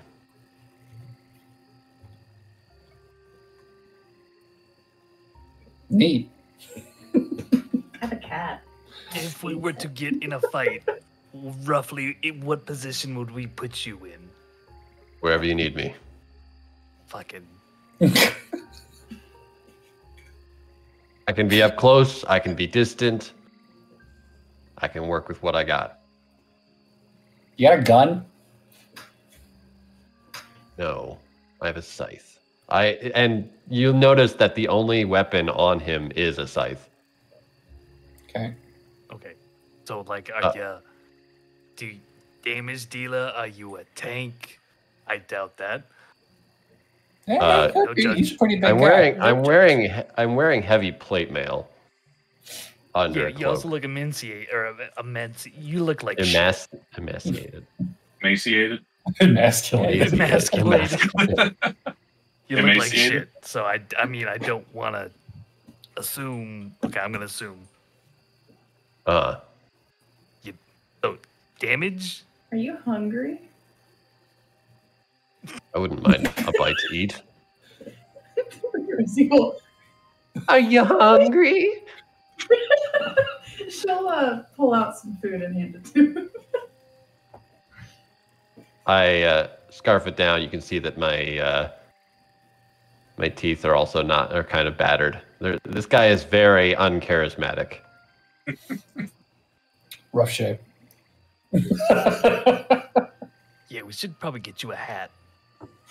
Oh, I have a hood. And he puts over his hood. Yeah. Can you pull it lower? No. Dan, that was mean. Look, it's a genuine question. So later, hat is on the checklist. Okay. My computer's busted. God damn it. Yeah, your screen froze. I can't hear anything. You know, you might actually be able to pull off a top hat.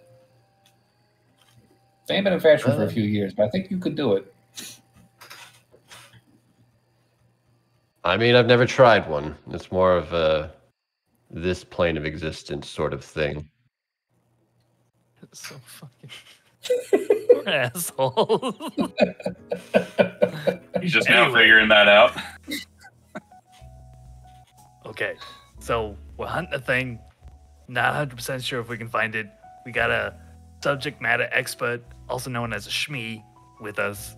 He's loud as shit. Shmee? Shmee. The name's Maurice. Okay, Shmee. So he supposedly will let us know when he knows. So you're just following this man blindly? Yeah, a little bit. He got attacked. He got away. We're going back to find it. Fair enough. But we're still a couple days out, right? Yes, we've got 2 days left. Yep. Correct. Yeah. I know it's so bright out, it looks like the summer right now. Oh, Maurice didn't get that boon, by the way. It was only the 5 other people. Oh, All right, then. I can only target 5. Well, yeah. Welcome to the team, Maurice. My name is not Maurice. Dagrim, excuse me. I was just so sure you were going to be Maurice. You're just focusing more on the dead body. I get it. You know, it's just, look at him. He's beautiful. I don't see beauty in that. He's soulless at this point. Yeah. Anyway, we got some hunting to do. Yeah. So before we depart this clearing, Dan's gonna have been going through this guy's shit, looting. So we'll just divvy up whatever's valuable and just pass it out among everybody. We don't have to do it now, but down the line, that inventory will be dispersed. Divvied out. Yeah. Dan is not fucking keeping all of the money for the guy that you killed. Okay. So you take a little bit, finish up dividing. Anything else you all want to do? Meantime. Onward ho.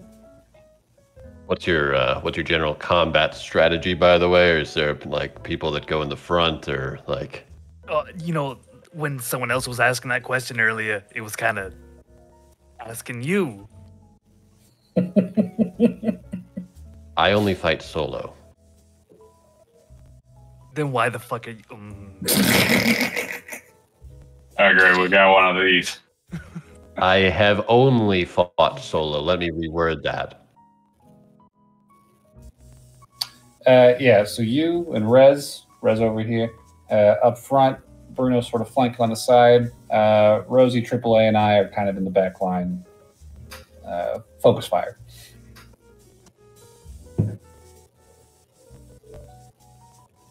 Noted.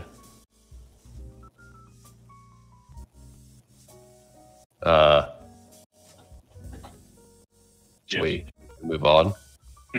Yeah. Let's. I was hoping so. Stop burning daylight. Yes, me.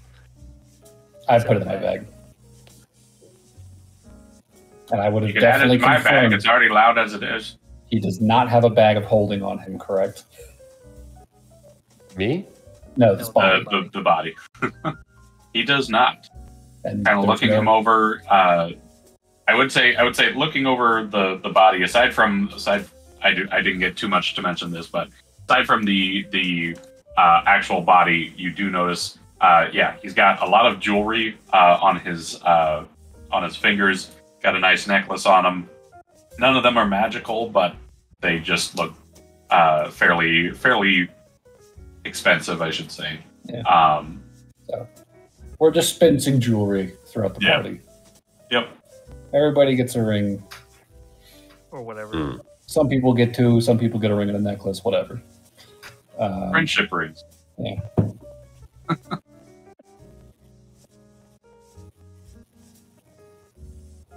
Oh, it was wonderful. And I did see you all that day. I don't remember you. I blend in quite well. I wasn't anywhere near that shit. Give me a history check.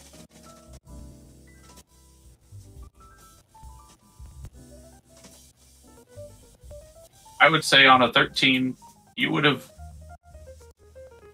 partially remembered. You saw kind of like a kind of a dark humanoid shape, but that could also have just been any other person in the kind of dusted, just kind of, what's the word I'm looking for? Yeah, it's hard to know, but it looked kind of just a person shape in kind of the cloud of dust. That's the word I was looking for, clouds of dust. So I've missed probably the last 5+ minutes. Can someone give me a brief summary of what happened?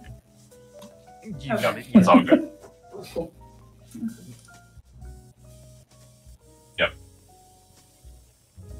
Just making light conversation while y'all were walking. And that is what you continue to do. So yeah, we will start trekking down the road once again. Eventually, Maurice does outpace you all, and as you guys like to keep back 60 feet ahead, he is just happily hiking down the trail, pots and pans making a lot of noise.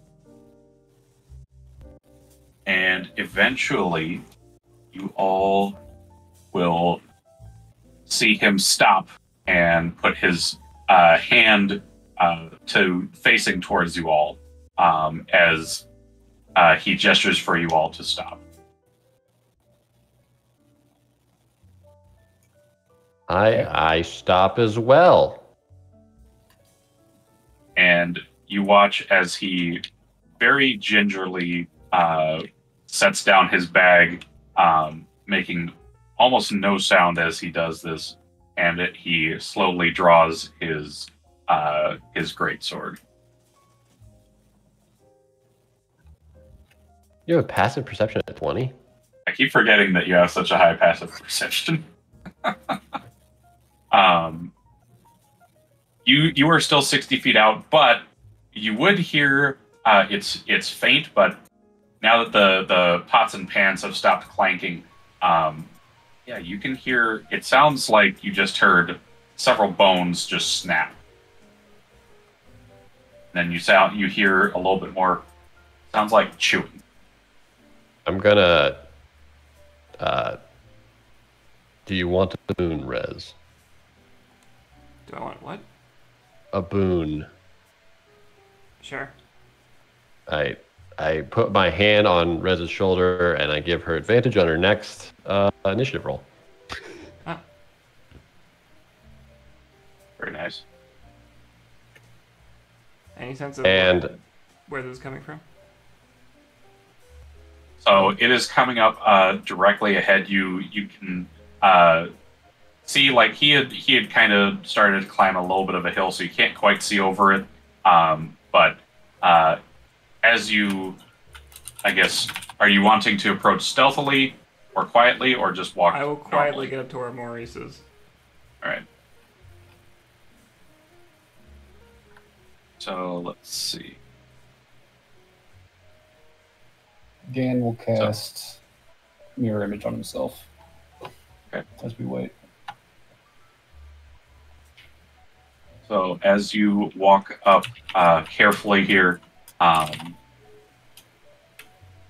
Maurice just he's at this point he's kind of crouched down and is just trying to stay as low to the ground and hidden as he can while still holding his sword. And he says,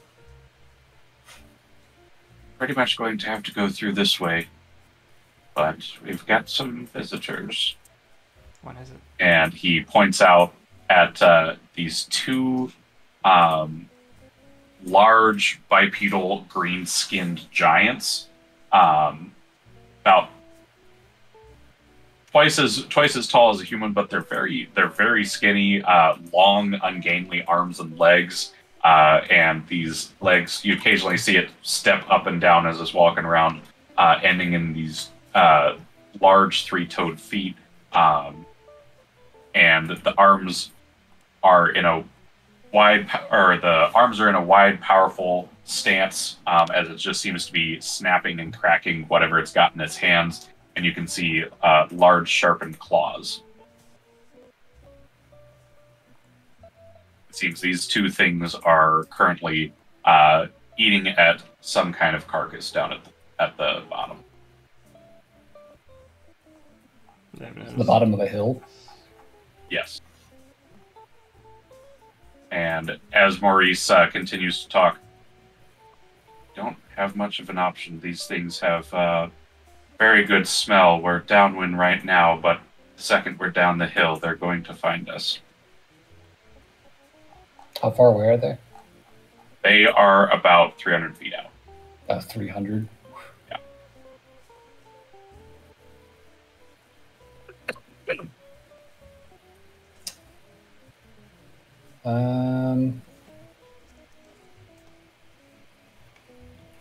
we want to lure him up here, I could get us some shelter. We could fight out of a dome.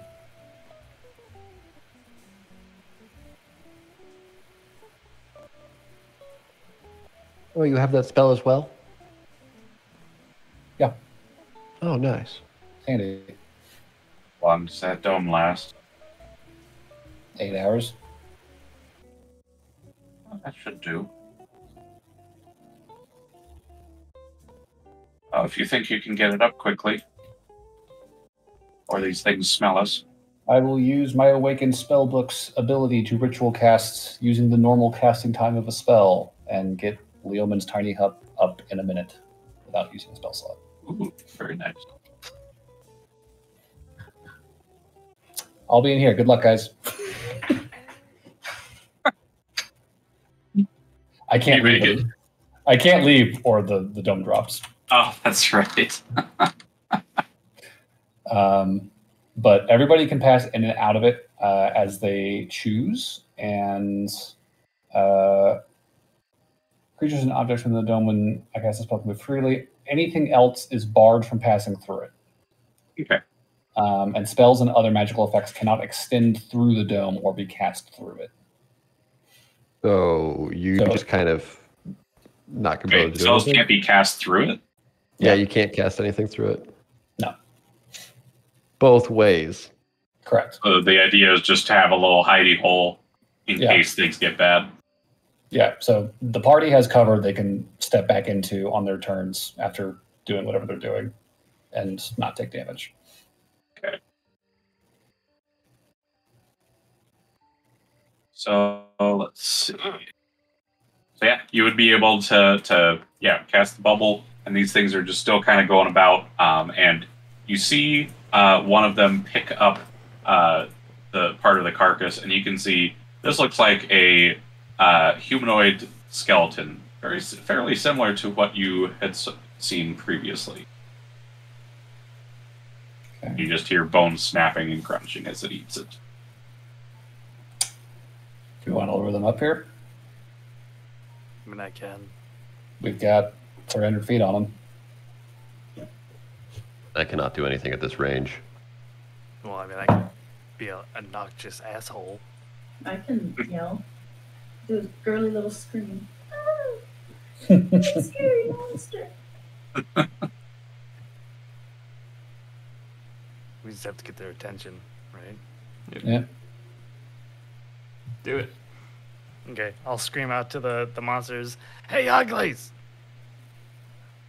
They both just freeze, and they look around.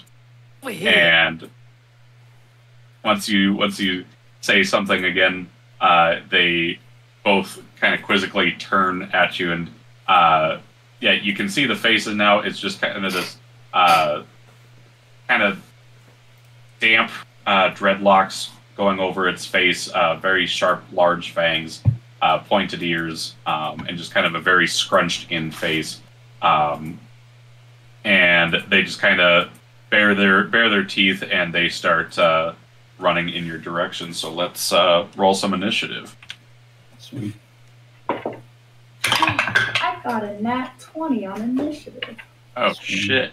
I got a nat 1. Like, oh shit, we're fighting? 18 total for Rez. 16. 24. 0. You have a negative initiative? Sorry, what was the check again? Initiative.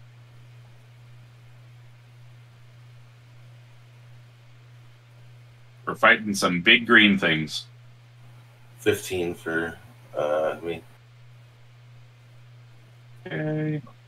And let's roll for this guy. I don't know what my initiative is. My computer is not opening stuff. You want to maybe watch Dan stream or something like that? 21. I guess I could. I mean, I'm just thinking you could close out that so you could watch, his streams. That way your Mac just doesn't die.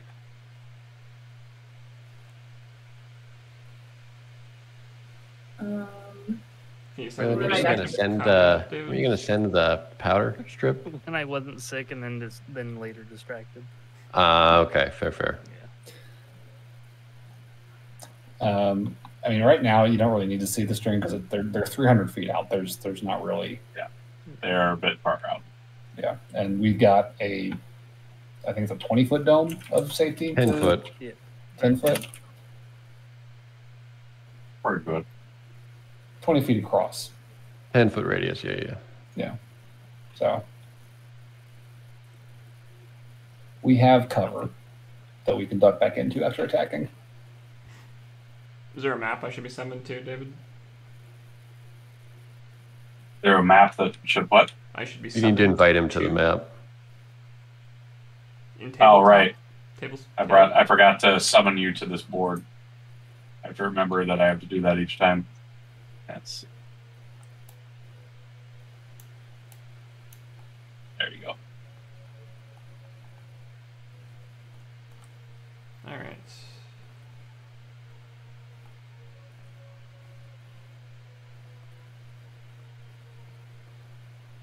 So, yeah, I would say initiative. Yeah, Bruno is first. So they're 300 feet away. Psh. I'll hold action, wait for them to get closer. Okay.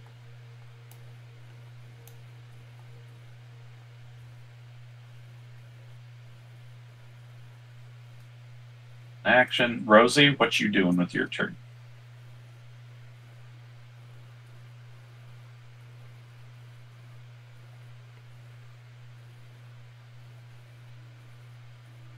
Rosie, you there?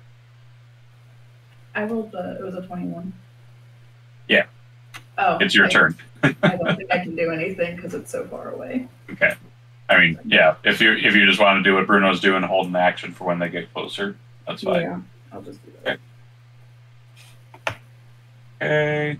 Rez. More of the same? Nothing. Alright. Then one of the trolls begins to move. I hope he runs right into it.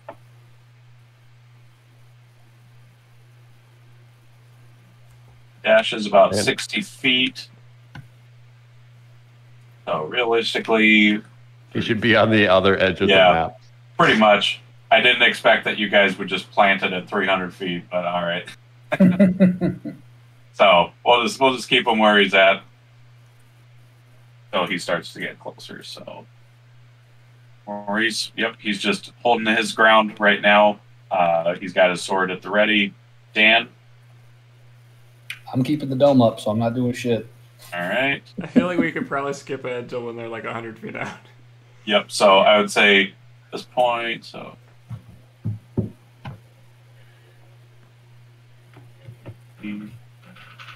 So yeah, eventually this troll would get here, and this troll would get here. These are about 100 feet out.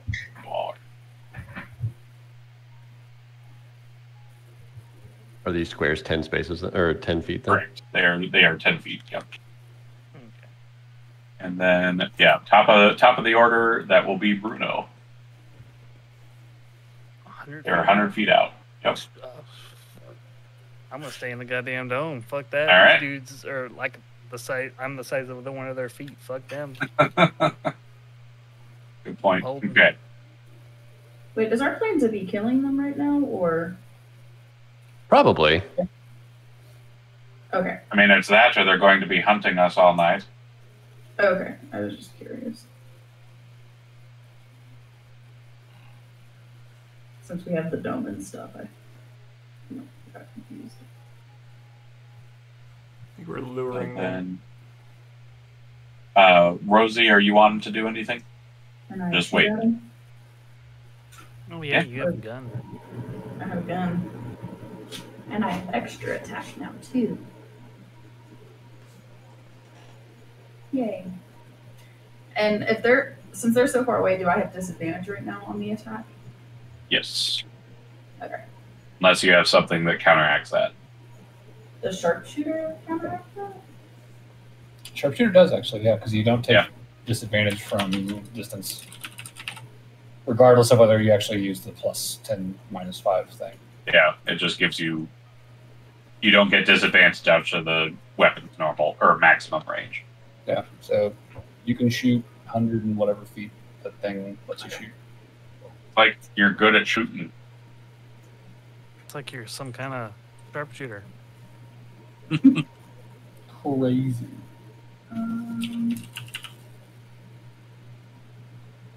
Yeah, I'll do the -5 penalty.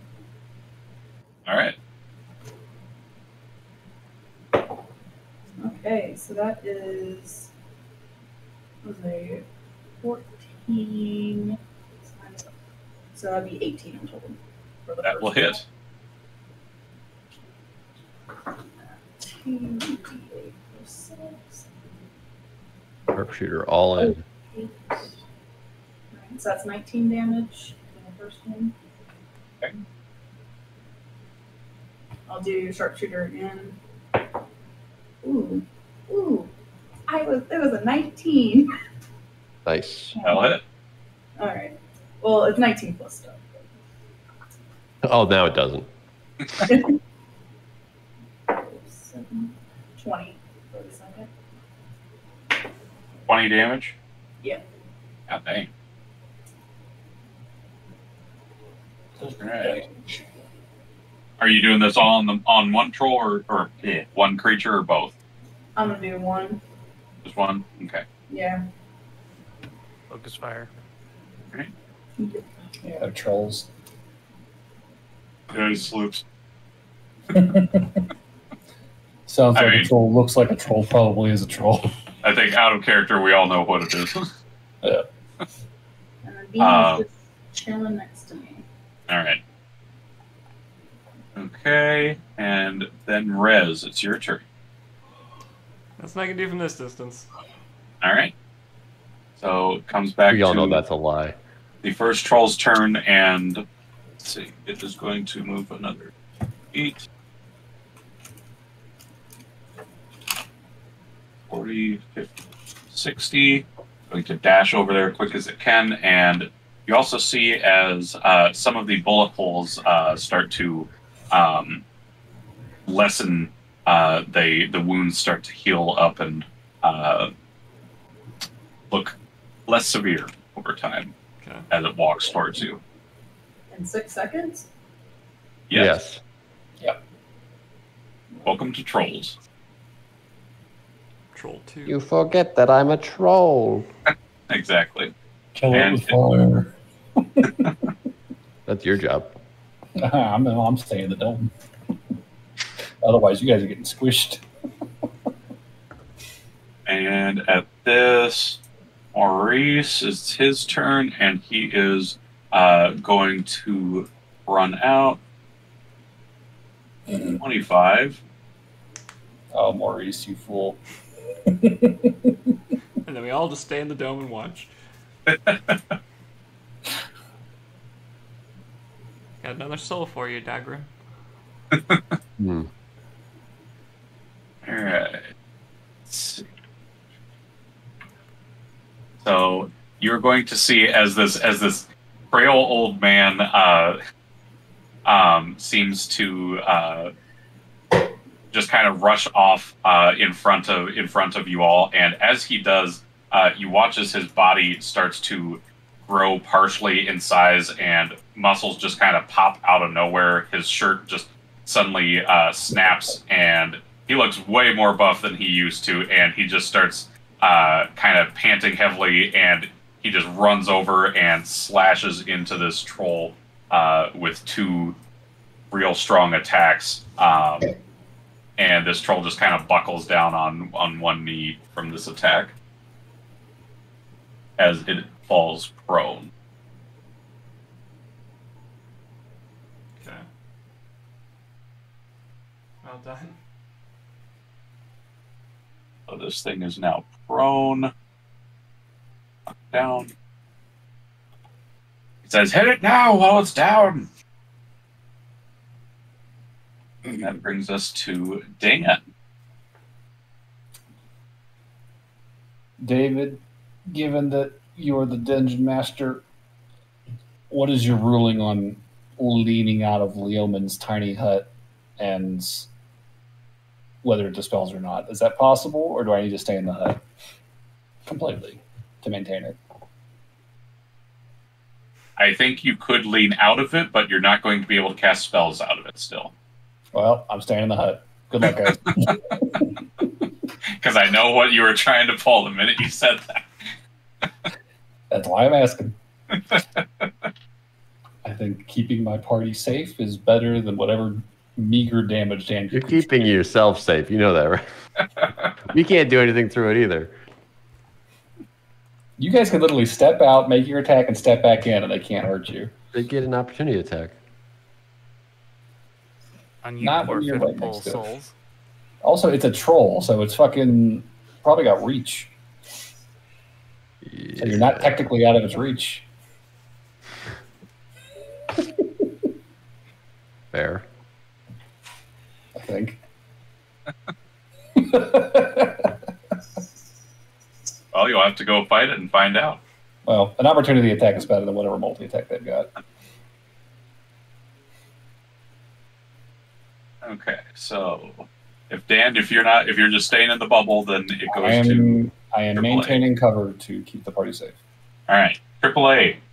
One of these trolls has been felled after Maurice got real buff and real angry, hacked the shit out of this thing's leg and made it fall over. So there's 2 trolls left. There are still 2 trolls. Yes, one is prone.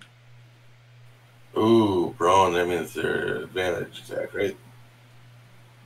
Or melee. Yes, for melee. Oh, right. Yeah, for melee. Yep. Fuck. You're thinking of John. Here I am sitting with just magic. Unless you're packed with the blade. I mean, I have a dagger and a staff, but that's not gonna work right now. Probably.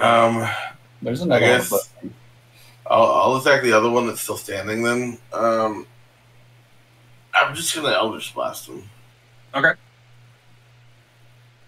Give me a roll to hit. Wait. he's got 2. You gotta do it outside of the dome. Yes, you'll have to briefly step outside of the dome, cast And it, then- because he's got a Leoman's tiny hut, which prevents spell casting. Can I just stick my wand outside and just Nope. cast it from the top of the No. wand? You gotta step out. Why not? You can't cast spells through the dome, and you are the one that is the source of the spell.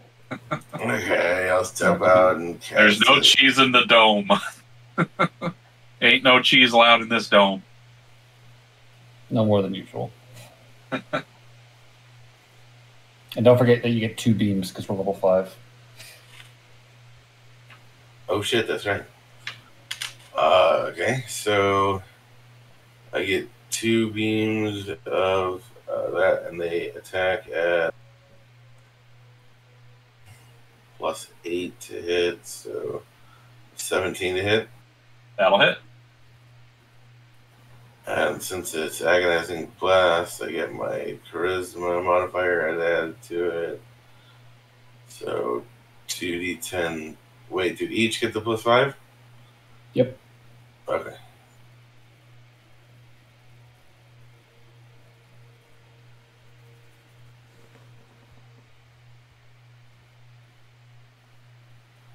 So it'd be 25 to hit, or 25 damage. 25, very nice. And this was to the still standing one? Yeah. Okay. So 2 Eldritch Blasts rocket out of your fingertips and wand, or not wand, the staff, and strike this thing pretty square in the chest. You see Eldritch magic burning against its skin. And let's see. Anything else you want to do on your turn before you hurry into the hut? I don't think I have anything else I can do, so I'm just going to run back in. All right. And as this troll starts to run towards you all, for play, you would see also that some of the wounds left by it start to heal as well. Does anybody want haste? I can still technically use that as. I don't think that takes an action, does it? That's an Yeah, action. it does. Yeah. Oh, It's never mind. That's an action. Yep. Okay. Let's see. So it gets all the way over there. Had to use a dash to get over there. So, Dagrim, you're up. All right. Well, I'm gonna step out to the troll All right. and yeah, that one. Okay. And I'm gonna cast Bestow Curse. Give me a Wisdom save. Trolls are not great at wisdom. They're not super wise. DC 18. I don't think he's beating that. That's a 9 minus 1. All right. He has to repeat that save on each of his turns, otherwise he does nothing. He just does nothing. While cursed, the target has disadvantage on attack rolls against me. While cursed, the target must make a Wisdom saving throw at the start of turn. If it fails, it wastes its Take one action of doing those. nothing. Oh, wow. Damn. What was that, Plette? You pick one of those. Oh, that's weird. I mean, even then, It telling doesn't it to say do that, nothing is but pretty yeah. good. Yeah, it does. When you cast a spell, choose the nature of the curse from the following options. Oh, on roll 20 it does. Oh, roll 20 has it listed weird. If you look at the actual text that they list versus what it says, Yeah. Getting it to do Okay. nothing for it has to do continual, nothing. That's still pretty damn Yeah. good. If he keeps failing, And, save, yeah. What's the wait. While cursed, target has disadvantage on ability checks and saving throws made with that ability. Oh, so I'll choose Wisdom. All right. That makes sense. Oh wait, no, never mind. Never mind. I get one. Oh, Okay, there's there's 2 4 abilities. options. I get to pick one of them. Ah, okay. I see. There That it does seem a is. bit strong. You can choose All them right. all. Now Yeah, he's he's got gonna it. take no actions. Okay. It will all depending on if he succeeds. Okay. And I guess I'll just kind of. I mean, I could go back in the hut, but I might get opportunity attacked.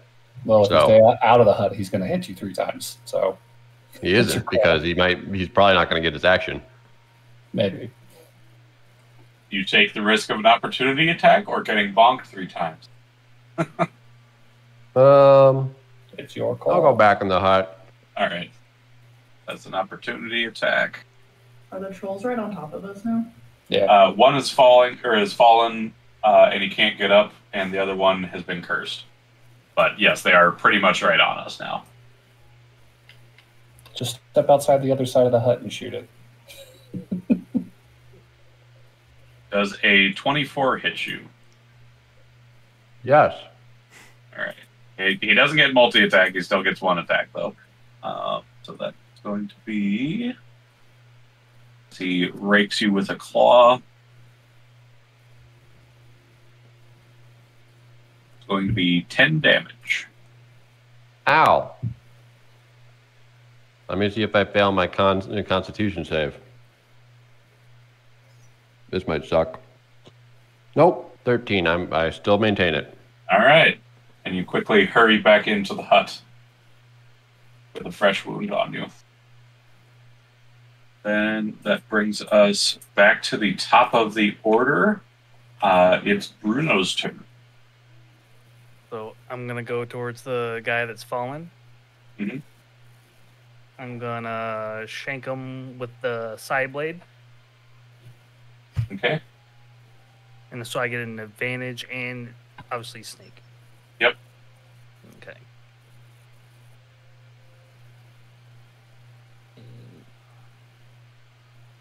There we go. 15 plus 7 is a number. Like 22 to hit, That'll hit. and then damage. 6, 7.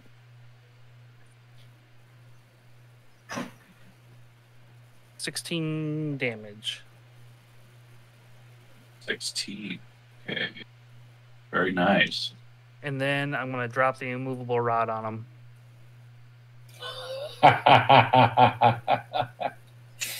Does Nice. it take an action to say the command word?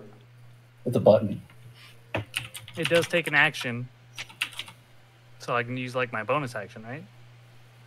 Depends how it's worded. It says Bonus it actions are their own thing. They are takes- separate oh, from normal It actions. says it takes an action. To press Okay. the button. Well, I mean, if it stays down next turn. Yeah. Okay, then I'm going to disengage. All right. back into the dome. Swoop back to the safety of the dome. Rosie, it's your turn.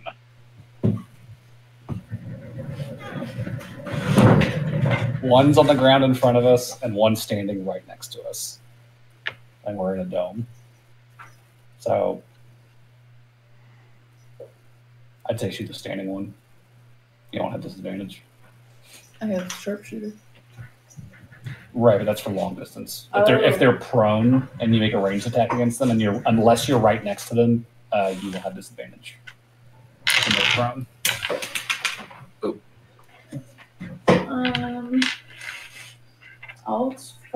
I'll do sharpshooter on the one far away. All right. Standing.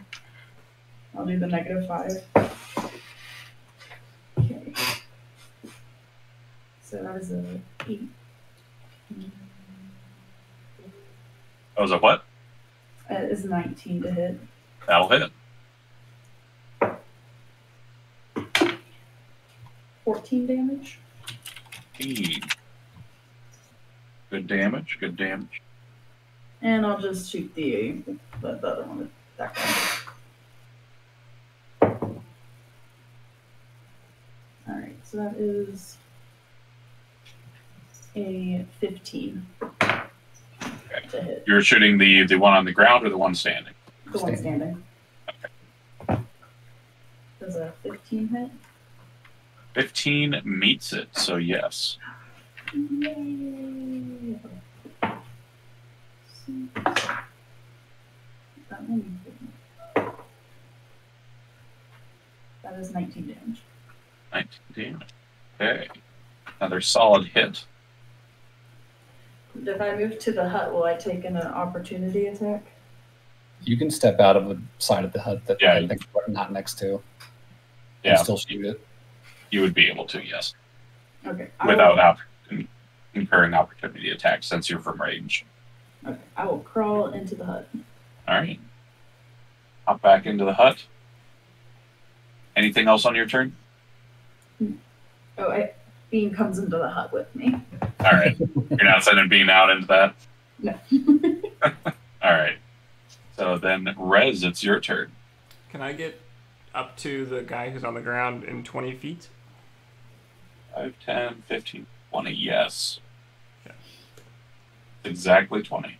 Cool. I will take an attack. All right. 17 to hit, or sorry, 18 to hit for the first one. 18 to hit, that'll hit. Okay. I'm just gonna unload all my attacks, so I'll roll for another attack. That's a 16 to hit. That'll hit.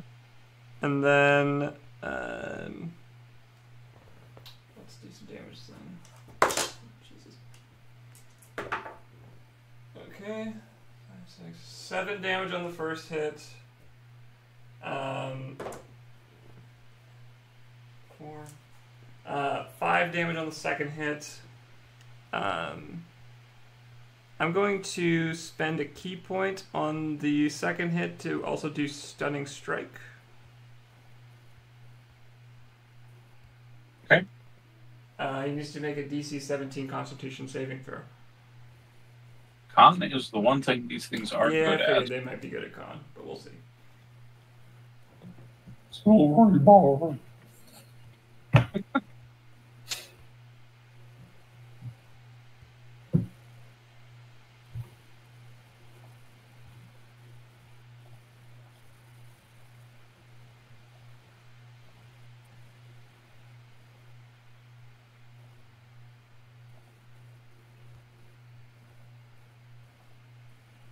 Like something's going on with the stream. It's not letting me click stuff here. Bit odd.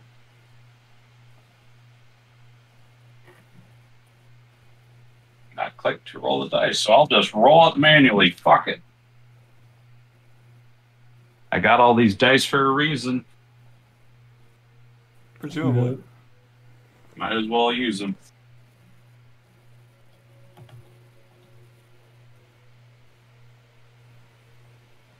I have his page pulled up, but I can't go over a page to roll the dice on it. Damn. Okay. Here.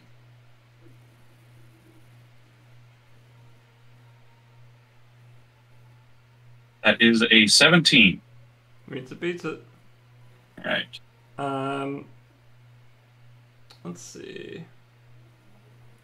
I'll do a flurry of blows. That's what I'm looking for. All right. To make another attack. That's a lot. That's 25. He's gonna take 8 more damage, and I'll spend another key point to make that a stunning strike again. Okay.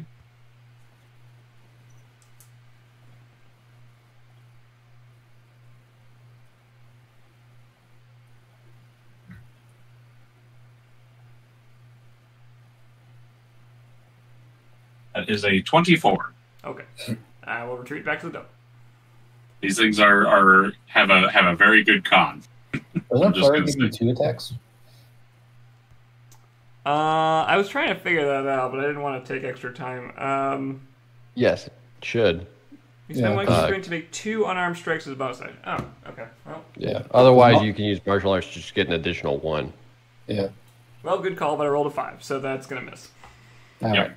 Well, I will say, as you hit it one more time, the troll grows still as you just kind of punch it right in the chest, and it has grown still, oh shit. not moving anymore.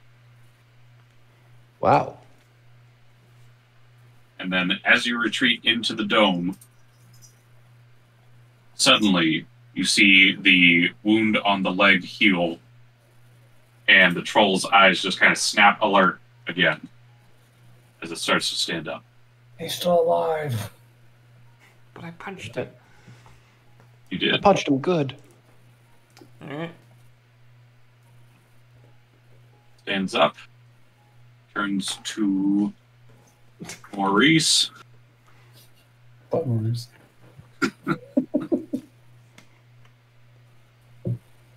See if he Reaches a can. level 20. That is a hit, miss, and a hit.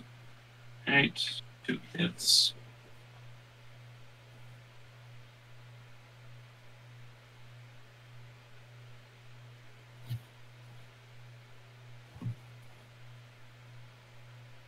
Right. Maurice takes some both of the claw attacks. He seems like he's taking a little bit of damage, but he seems fairly unfazed by that attack. Alright. Good. And that brings us to Maurice. But rage will do. That's going to take more. It's going to take more than that to take me down. And he is going to smack at this thing again. That is a miss for the first hit. Second hit hits. And he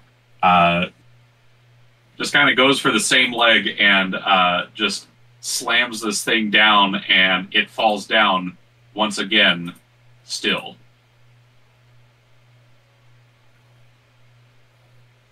And Dan, it is now your turn.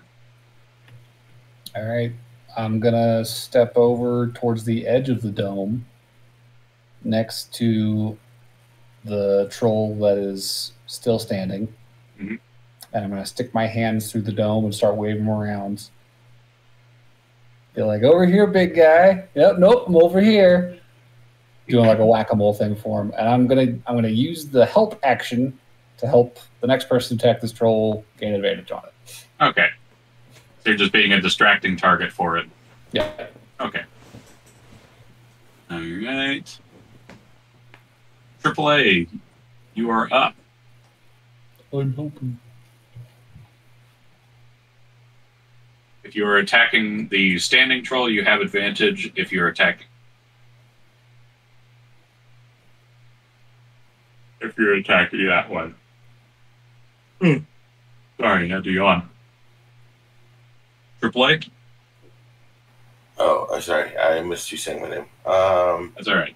If you're attacking the other one is dead. If you are attacking the standing one, you have advantage. Quote Okay, unquote dead. attacking the standing one, but I'm going to actually burn my sorcery points to quicken my my Eldritch Blast again. Okay. So I'm going to double Eldritch Blast, so it'll be 4 attacks. Nice. All right. Very nice. Give me 4 rolls to hit.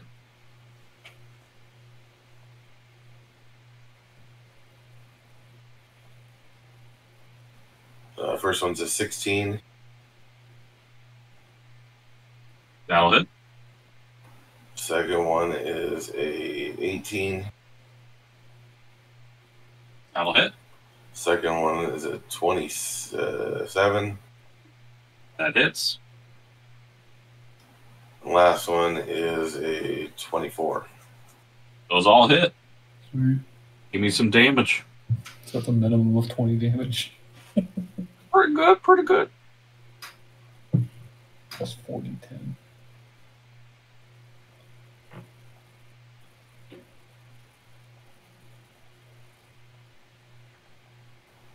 $53 damage.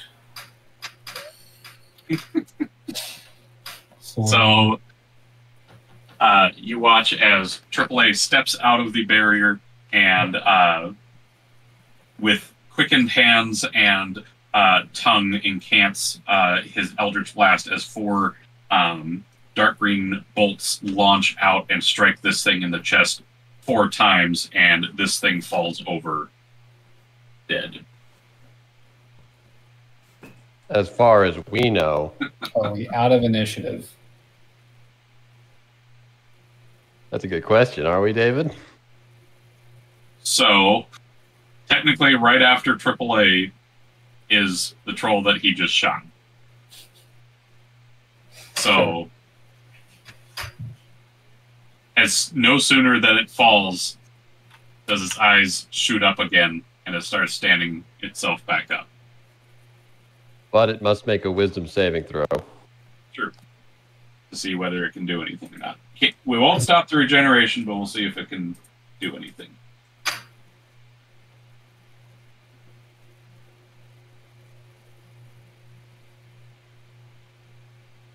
I don't think a 11 beats it.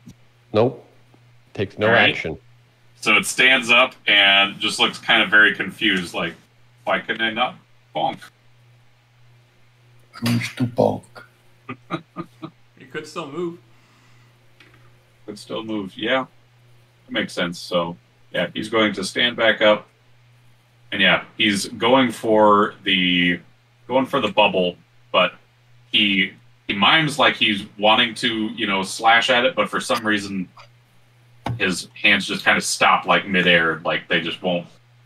It won't complete the attack. Something's preventing him. Something. Or someone. Oh, shit. On that someone's turn is now. That'd be Dan. Dagrim. Oh, it's me? That's not Yeah. me. I take the You help cursed him, preventing him from attacking. Yeah, but the tiny hut is preventing him from actually getting to us. Yeah, well, he couldn't attack the hut though. Either way. Can I slip around the back and try to get to the guy that's laying down, incapacitated? I don't think you're Okay. gonna have movement. No? Because I mean, from where you all are right now, he is about 20 feet out. If you go out back, you'd have to be going around the bubble. He could go out the side of the bubble. That's true. That would be 5, 10, 20, 25, 30. You would have to dash either way from what I can see. I have reach with the scythe. Okay. So that's 5.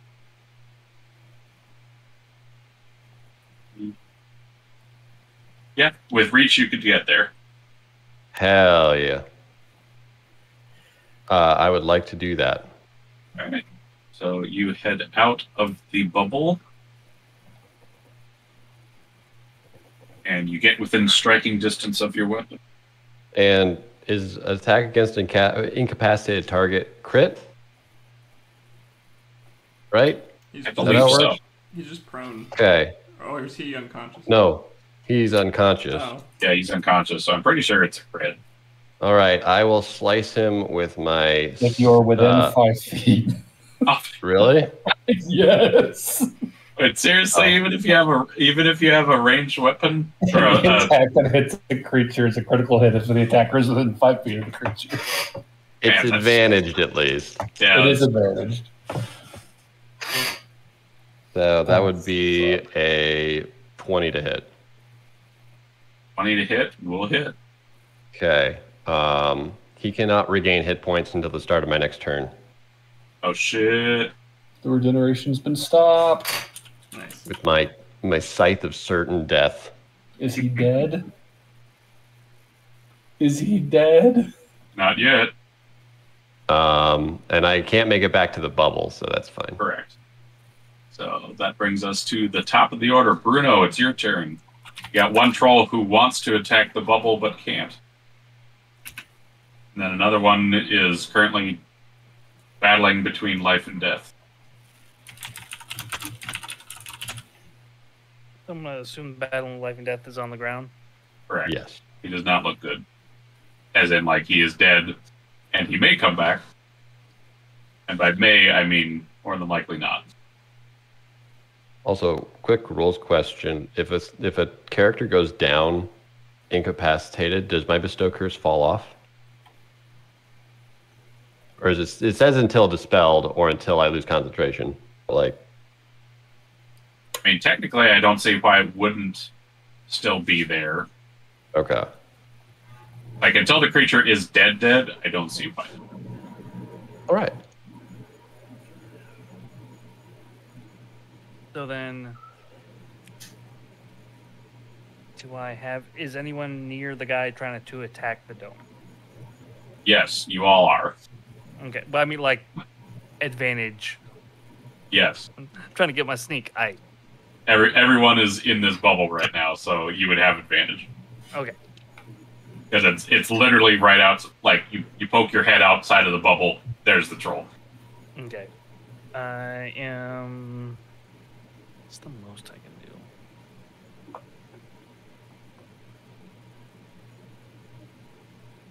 I'll just keep doing... Yeah, just my size short for sneaky. Alright. Give me a roll to hit. So that's 17. 17, that'll hit. That is 6, 7, 6, 8 plus 5. What is that? 8 plus 5, whatever the hell that 8. 13. Yeah. Okay. And then disengage. Okay. So you step out of the bubble just long enough to shank this thing right in the leg. A spurt of blood immediately pops out as your dagger pulls back, and this thing falls to the ground.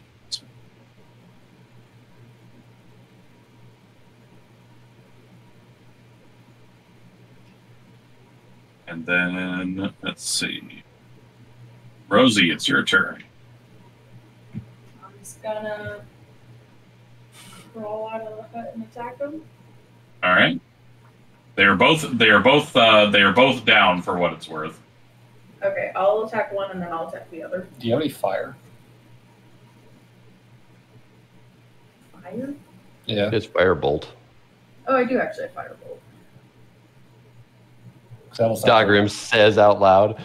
That should stop the fucking. Yeah, I'll cast regeneration. firebolt. Can I just send one firebolt at each? It's one bolt. Well, I thought it was. Firebolt's one bolt, but at level 5 it deals 2 dice. Oh, I do have extra attack. So. Okay. Extra attack doesn't affect cantrips. What? Yeah, extra attack is only for melee attacks or ranged attacks, not spells. I wish it was for spells. Dagrim Really already stopped. Well, I think Dagrim already stopped regeneration on one of them. So Oh, it's yeah. the last one who's going to stand up again. Alright, I'll use firebolt on the other one then. All right. And as you strike it with flame, this thing lights up in fire, and you see this thing start to melt. And yeah, we are out of combat, and you watch as these things finally lie still. Their bodies do not regain or regrow anything on them. The one that was lit aflame slowly starts to burn away. Wait, so like fire was the answer? Yeah, it's a trouble. What do you think? I don't know these things. Oh. Yeah, nah, it's a Pulls trouble. out 2 what was it? Bottles of oil. That would have been good to know you had that. Did that? Yeah, I'm sure it would have been. Yeah, no, fire. Fire's Okay, good. okay. Fire's good. Next time. Good to know. It was like, I think there was another type that you could hit it with, but I can't remember. I don't know. You gotta burn it. That's all I know. You gotta burn these fucking things. Next time. But hey, look at that. The dome spared us of all the 10 damage? Yes. And my hand begins to glow, and I put it on myself, and I'll regain hit points. Stop touching yourself. Are you counting damage, Dan? Yeah, it was about 10. I'm trying to get a sense of my contribution here, all right? I feel like I helped. This could have been a much bloodier fight. I will regain 5 hit points. I mean, I will say, you saw me shank it that one time, and he went down. And he stood back up, and then stabbed him whatever. again, and then he went back down. I mean, anyway. No, it's pretty funny, honestly. He's like, they keep trying to stand up, and you're like, nah. And I hit the ground again. Little guy stabbing big guy go down. Go Nah, that's back good. up, That's little guy good. stab. I like it. It's fun. It's fun. Well, All right. off we go. And yeah, at that, as combat kind of wanes, you see once more Maurice just kind of looking all skinny again in very tattered clothing, and he just puts his sword away and just picks his backpack up once again. Says, "All right, we shouldn't be too far from the place now. We're getting close." All right. And yeah, without a word, he pretty much picks up his backpack and starts venturing once again. Is there anything these trolls have on them? They have a loincloth, and You don't want that. they have some bones stuck in their teeth. Now, I hear that powdered troll cock is a pretty popular remedy for... Oh no, don't you get started on that. all sorts of problems. Now, we could probably... I wonder if you could make one of those into like a lollipop. Ugh. Ugh. I'm sure we could find on some kind of rube. So nothing of value among these trolls. Not even a good comment on Reddit or anything. Nothing. Oh man. Just common trolls. Worthless. And Anyway, yeah, you continue onwards. Before leaving the dome, Dan's gonna put out one last hello, just yell, just to see if anything else comes running out of the woods. 3 more trolls. I knew it. He was baiting us.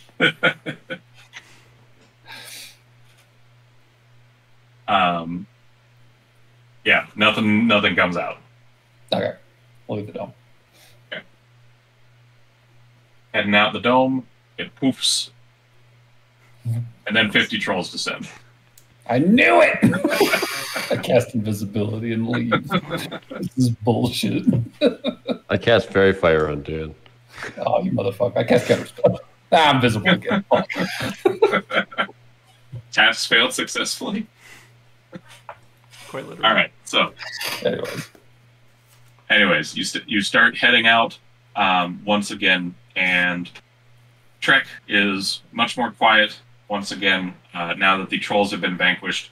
After about the first hour, nature and wildlife starts to pipe back up, and by the end of the day, it is just as loud as it was before here in the jungle.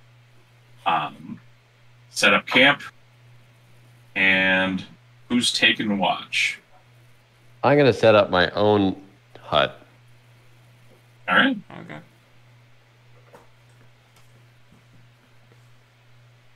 I'll take a watch. By that, I imagine you're not going to be taking a watch. I'm not taking a watch. All right, so Rez, give me a perception. 27. Pretty good. Pretty good. You see nothing? No, I feel so like rave music coming from his dome. Anger fist. oh yeah. It's like shifting colors. Looks like fun so out yeah. there. Nothing. As your shift of watching goes by, you do hear some noise in the distance. Again, it doesn't sound like it's coming towards you, but it sounds like something is shuffling through all the plants. Is it close? Is it close? I would say by your hearing, you would estimate it's about 100 feet out. Nah, it's fine. Big wide open spaces kind of suck. Probably just a bunny or something.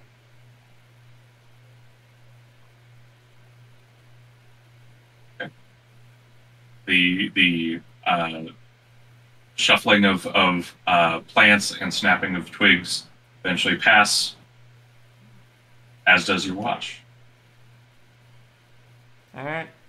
Maurice. Get up. What? Your turn for watch. Alright. Roll for Maurice.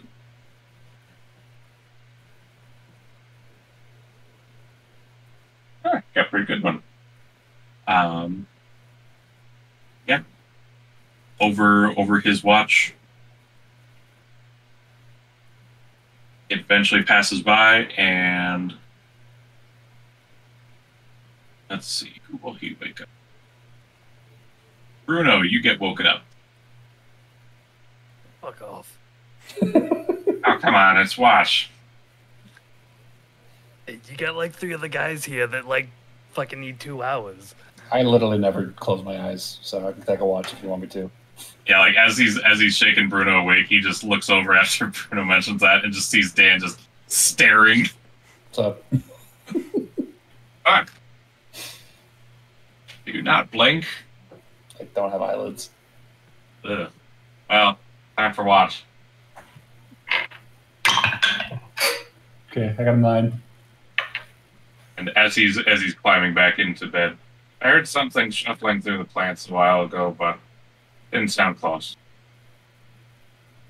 Good to know.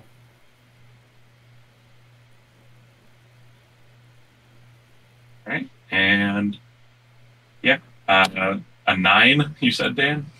Yep. All Right.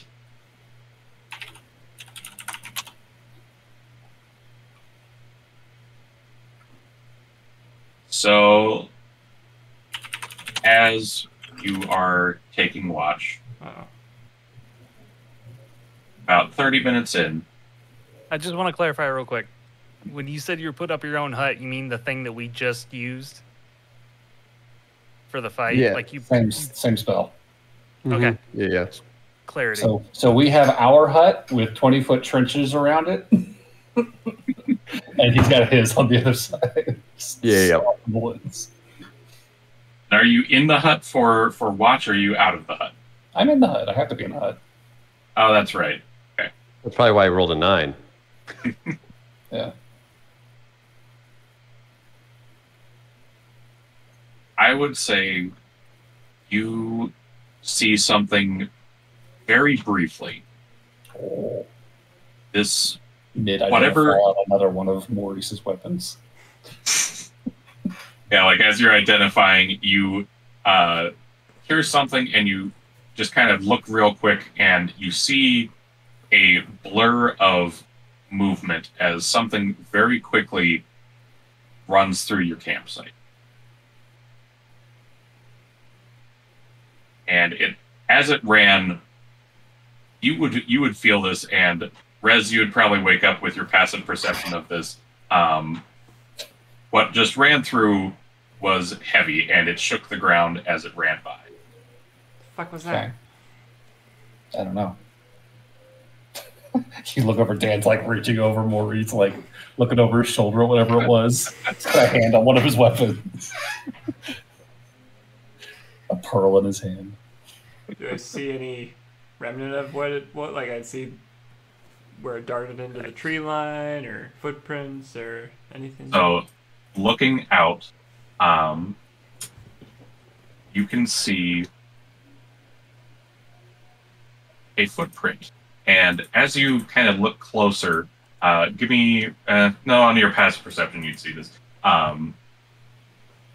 You see the foot mark in there has 8 toes, Oh shit.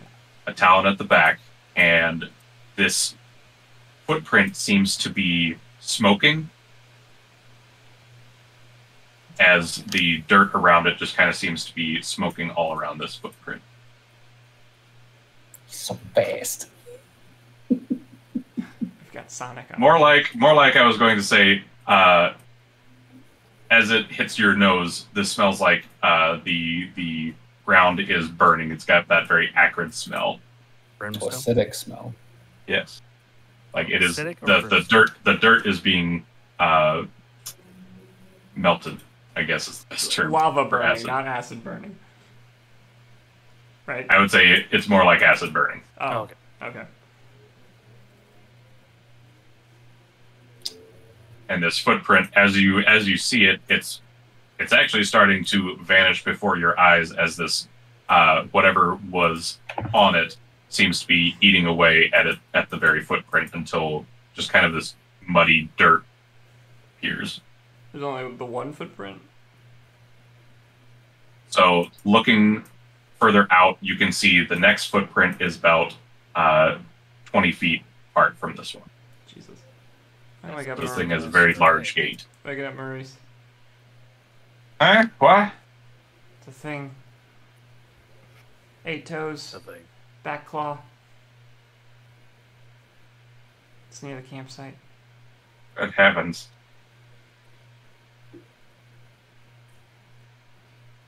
Well, we're in its territory. Now we just need to find its home. I'm gonna re-up the dome while we do this. Have this conversation. Just so that we have another 8 hours from this point forward of protection, if we want it.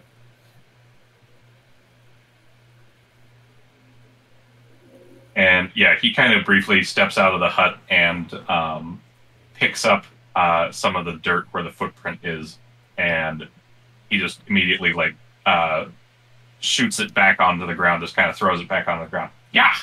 Ooh! Oh, that stinks. Didn't look good. Well, that would do it. You got hit by a good blob of that.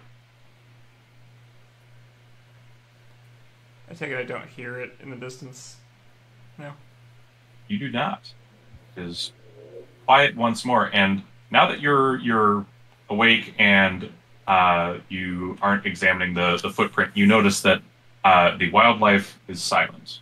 There are no birds, no trees, no tree frogs, no insects. Very silent, except for the campfire and the 7 of you.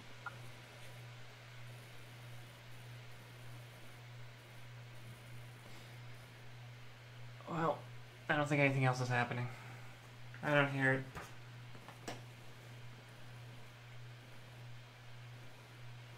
You I sure hope not. Doing what you're doing, Dan.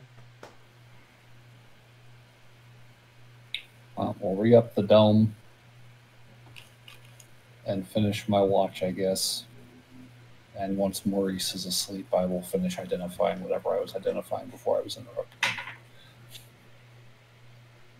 What else is he carrying, DM? So Maurice also has... His armor is a +1. Would see that. +1 plates or scale or... It is +1 half plate. Rosie? Hmm? Is Rosie asleep right now still? You know you're asleep, but I'm asking you out of character. It'd be so easy. We just roll him into the trench and then pull some dirt with the mold earth over him. Oh my god. He'd be dead in minutes. You're so murderous. He has so much magic shit on him. It's so murderous. It's so easy. I would say, Dan, as you're finishing the spell and the name comes to you, no sooner does the name come to you that you kind of look up at him as you're just kind of starting to step up, and his eyes are just locked with yours. So, what you doing there? Just checking kits. If the new guy had slept with us, I'd be checking him. He's got some cool stuff. You seen that scythe? Yes, I have. It's fucking crazy.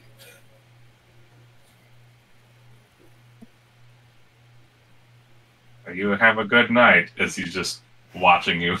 You gonna save me the time and just tell me what else you got? Because, I mean, you carry a lot of shit, dude. The whole line. That's the same of you. Yeah, let me see here.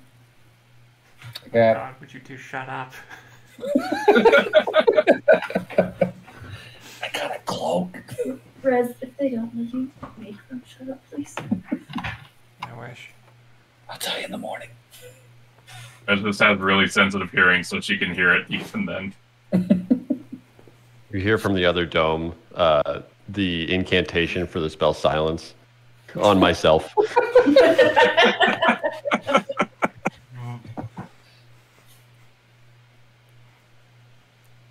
Dan, I get you don't have to sleep. Please.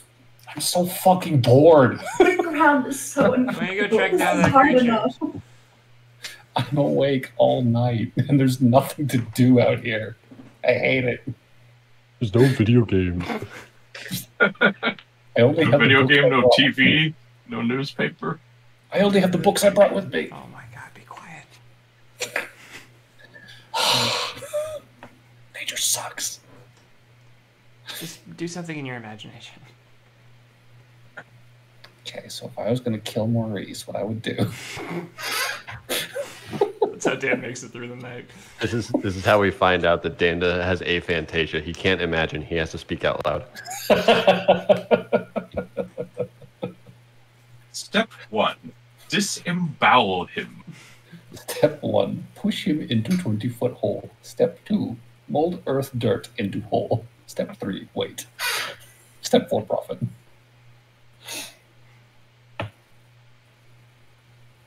All right. So, Dan, your watch goes by. Aside from that, no problem. Okay. I think we just got one more person left to finish up watch. We do not have another really perception person, do we? So I will wake up. Rosie's got perception, right? A +1. A little bit? So yeah, a little bit. Okay, Rosie. I'll wake up Rosie. What? Also- No. I'm bored. Nothing changes for you, though. Also, it's your turn for watch. Oh my god. Okay. She's just throwing a little temper tantrum. She's very grumpily at the opening of the hut looking outside. It's transparent. You can just look out of it. Oh, okay. Never mind. Yeah, it's a big semi-transparent fish bowl. Well, I rolled a 4. She sits up and her eyes are still like crusted closed. Yeah. She's like dozing off, just like sitting Bean up. is just sitting on her face. I hope not. That would probably kill me. Probably. Bean tried to sit in your lap. A heavy cat. Bean sits in my lap, and then I just kind of like hug him and then fall asleep again. Rosie, wake up.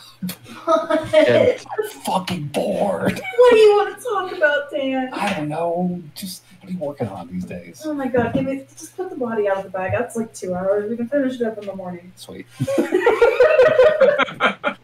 I was hoping you'd say that.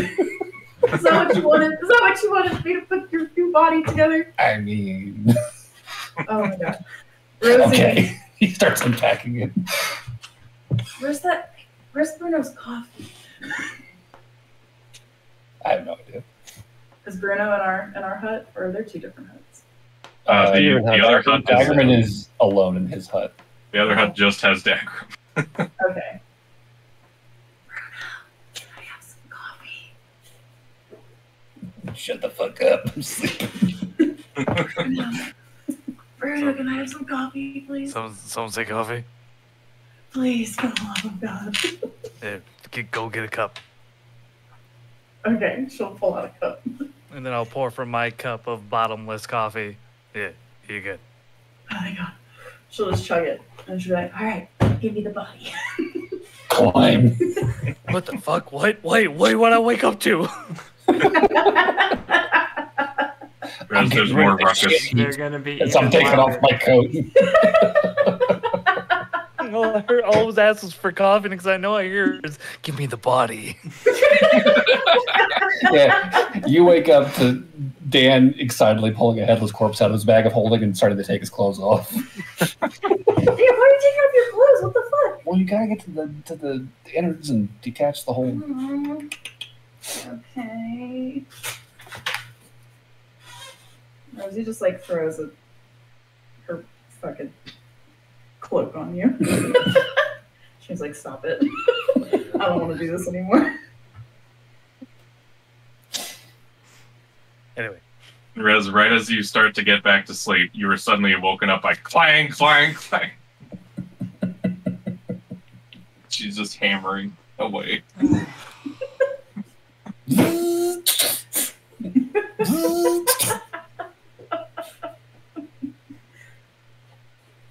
I'm gonna murder all of them. This is how the campaign ends. That kills us all. Meanwhile, Dagrim's sleeping like a fucking baby.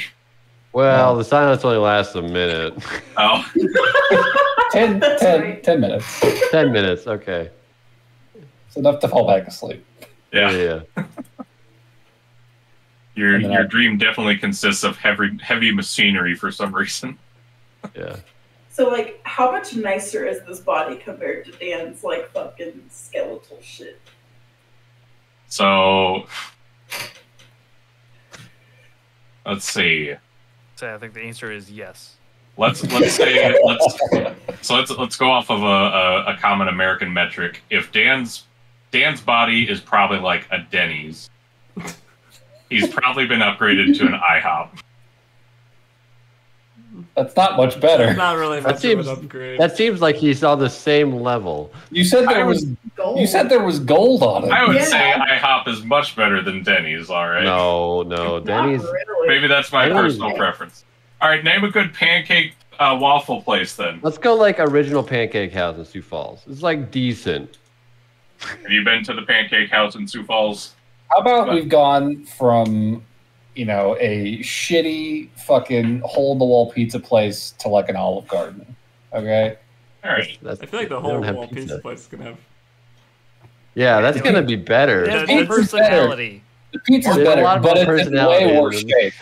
Yeah. I also like the Are old we talking body. about the building quality or the food quality? Just the restaurant and in total. The food How quality. about we went from like Look, We went from, Dan's like, a upgrading, dive. he's getting shallower and less flavorful. Okay. You went from a dive hole in the wall building to like a proper establishment restaurant. Yeah. Like a millennial restaurant. We've gone from a decrepit Ford Fiesta to like a 2-year-old's. hey, leave my fucking car out of this. Anyway, Yeah, I know it's, it's a pizza. Like a 2007 Toyota Camry. it's not the Ritz, but this is definitely a very An good upgrade. upgrade from what you got. Sweet. I feel like Rosie's like, I can still make this better. Hey, I'm not stopping yet, but anyway. yeah. Anyways, I would say eventually morning rises, the clanging stops. Dan has a nice fancy new body. sweet. His head's still shit. Shut up. Look, I'm just saying it the way it is. No, I will commence to putting on the nice new suit and The pinstripe. moving all my things into the pockets. All right, yeah, you have a nice little pinstripe suit on.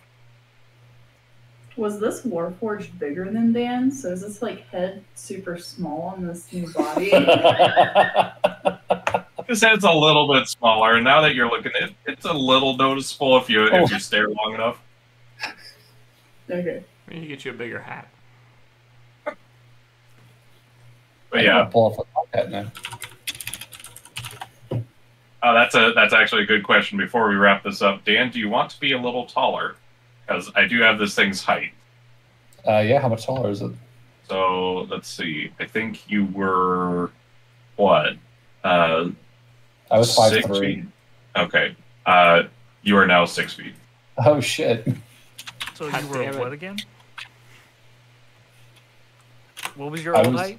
I was 5'3" originally, so I just gained like fucking 9 inches. I feel like Dan stands up and Rosie's like, Oh, what the Jesus fuck? Christ.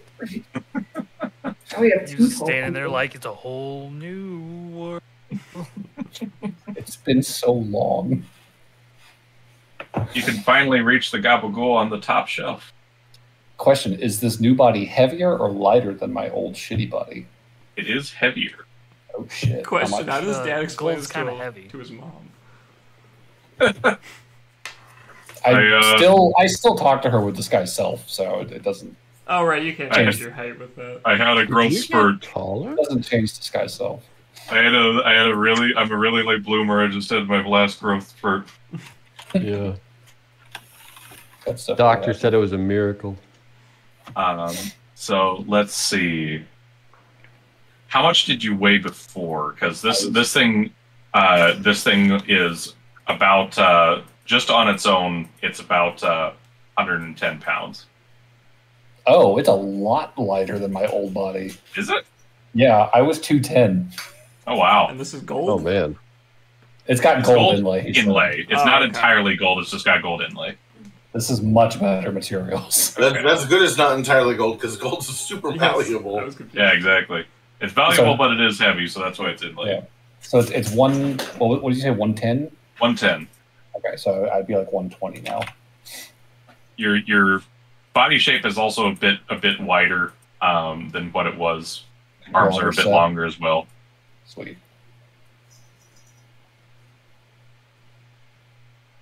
But yeah, your body upgrade is complete, and I think with that, given it's 12:24, I'm thinking we'll call it here for the night, because I want the mines are going to be their own thing. So, I'd say I should be good on the 29th if everyone else is good on the 20th.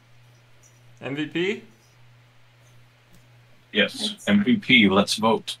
Say Damn. Dan for his Dan. little For his hut. I contributed. I mean, that did help. I was gonna vote for either AAA's stupid 60 damage Eldritch Blast or That's pretty damn awesome. or Dagrim because he's the cool new guy. I don't need your pity. He needs to earn Fine, his first. I vote for AAA. I contributed. You did just 60 damage, no biggie. In one turn, yeah. Yeah, We do. my sorceries are great. Yeah. So fun fact, I am full up on RP points. So does anybody need inspiration? I do. Take it. Probably going to be a good thing. You'll probably be needing it next session. So I am So down. supposed to be. I am now down to 2 RP points and an inspiration. All right. Well, good session, everybody. Yeah, I think we should be good on the 29th, and yeah, we'll see how well you can beat that monster. Get the reward. See if you can or not. All See if we can. If we don't, we're dead, right? Presumably. I mean, that's not necessarily true. All right. All right. Good game, everybody. You could run away like Maurice did. True. You mean Shmi? I am shocked he outran something that fast. Me too. His whole story's a little weird. Has anyone insight checked him? I did Nope. the first time. Yeah, just the first time in last session, and that was it. I don't have insight really, so Neither do I. I'm not I have a good plus with 8. people. cool. You should insight check Maurice for us. I don't know who he is. Yeah, that's why you I can't don't have trust reason to question him. He's the guy we're going to bury alive at the end of this quest. him. Yeah, I'm cool with his that. days are numbered. He's got too much cool shit. Oh, he died in the hunt. Yeah. Oh. It's such a tragedy. He was Poor old. Maurice. These things As we happen. shoulder all of his equipment we've packed into our bags. Are you covered in his blood? No. No. Wait, how can you tell that was his blood? He died standing over me while he was protecting me from the enemy. Yeah. Oh, he Yeah. was such an honorable man. Mhm. Hero. Mhm. Don't try to resurrect him. Oh, he's going in the bag. Fuck you. I introduced a helpful NPC, and you guys are already treating him just like a We're free evil. loot window. You gave him magic loot. What do you want us to do? Okay, What, you want me to give you- I'll say it so nobody has to. We are evil. I'm ridiculously. Let's start acting like it. Hey, to be fair, Rosie has been saying let's not. So That's fair. That as I is said, so I think I'm convincing. the only kind of not evil person now. Says the one with the highest body count. I know you bring it up every time. Every time. I still love how I got to bring that up in game. Oh, that was the best. Like, well, if we go by body count. That's because you always claim to be so not evil. You're the one killing the most. Well, you guys are the ones that start the fights, and then Rosie's there, so she's like, "Well, now I have to kill them." Who just killed the last troll? You. Dagrim got one, and then Rosie got one. True. Dagrim's- I don't know. Maybe Respect, it's just that Rosie, respect. she's into kill stealing. That's it. Yeah. Quick I mean, test. one of them was not kill stealing; it was being too thorough with carbon monoxide poisoning. That's where most of my body count came from. That's where the head start came from. I'm starting to notice a trend with you, Chani. What's that? Lauren has the highest body count in one way, and Rosie has the highest body count in another. Leave my character's body counts alone, please. Well, quit having the highest ones. Quit being so competitive, Chani. Hey, y'all could have your characters fuck as many people as you want, okay? But we'll never kill as many as you have. Oh my God.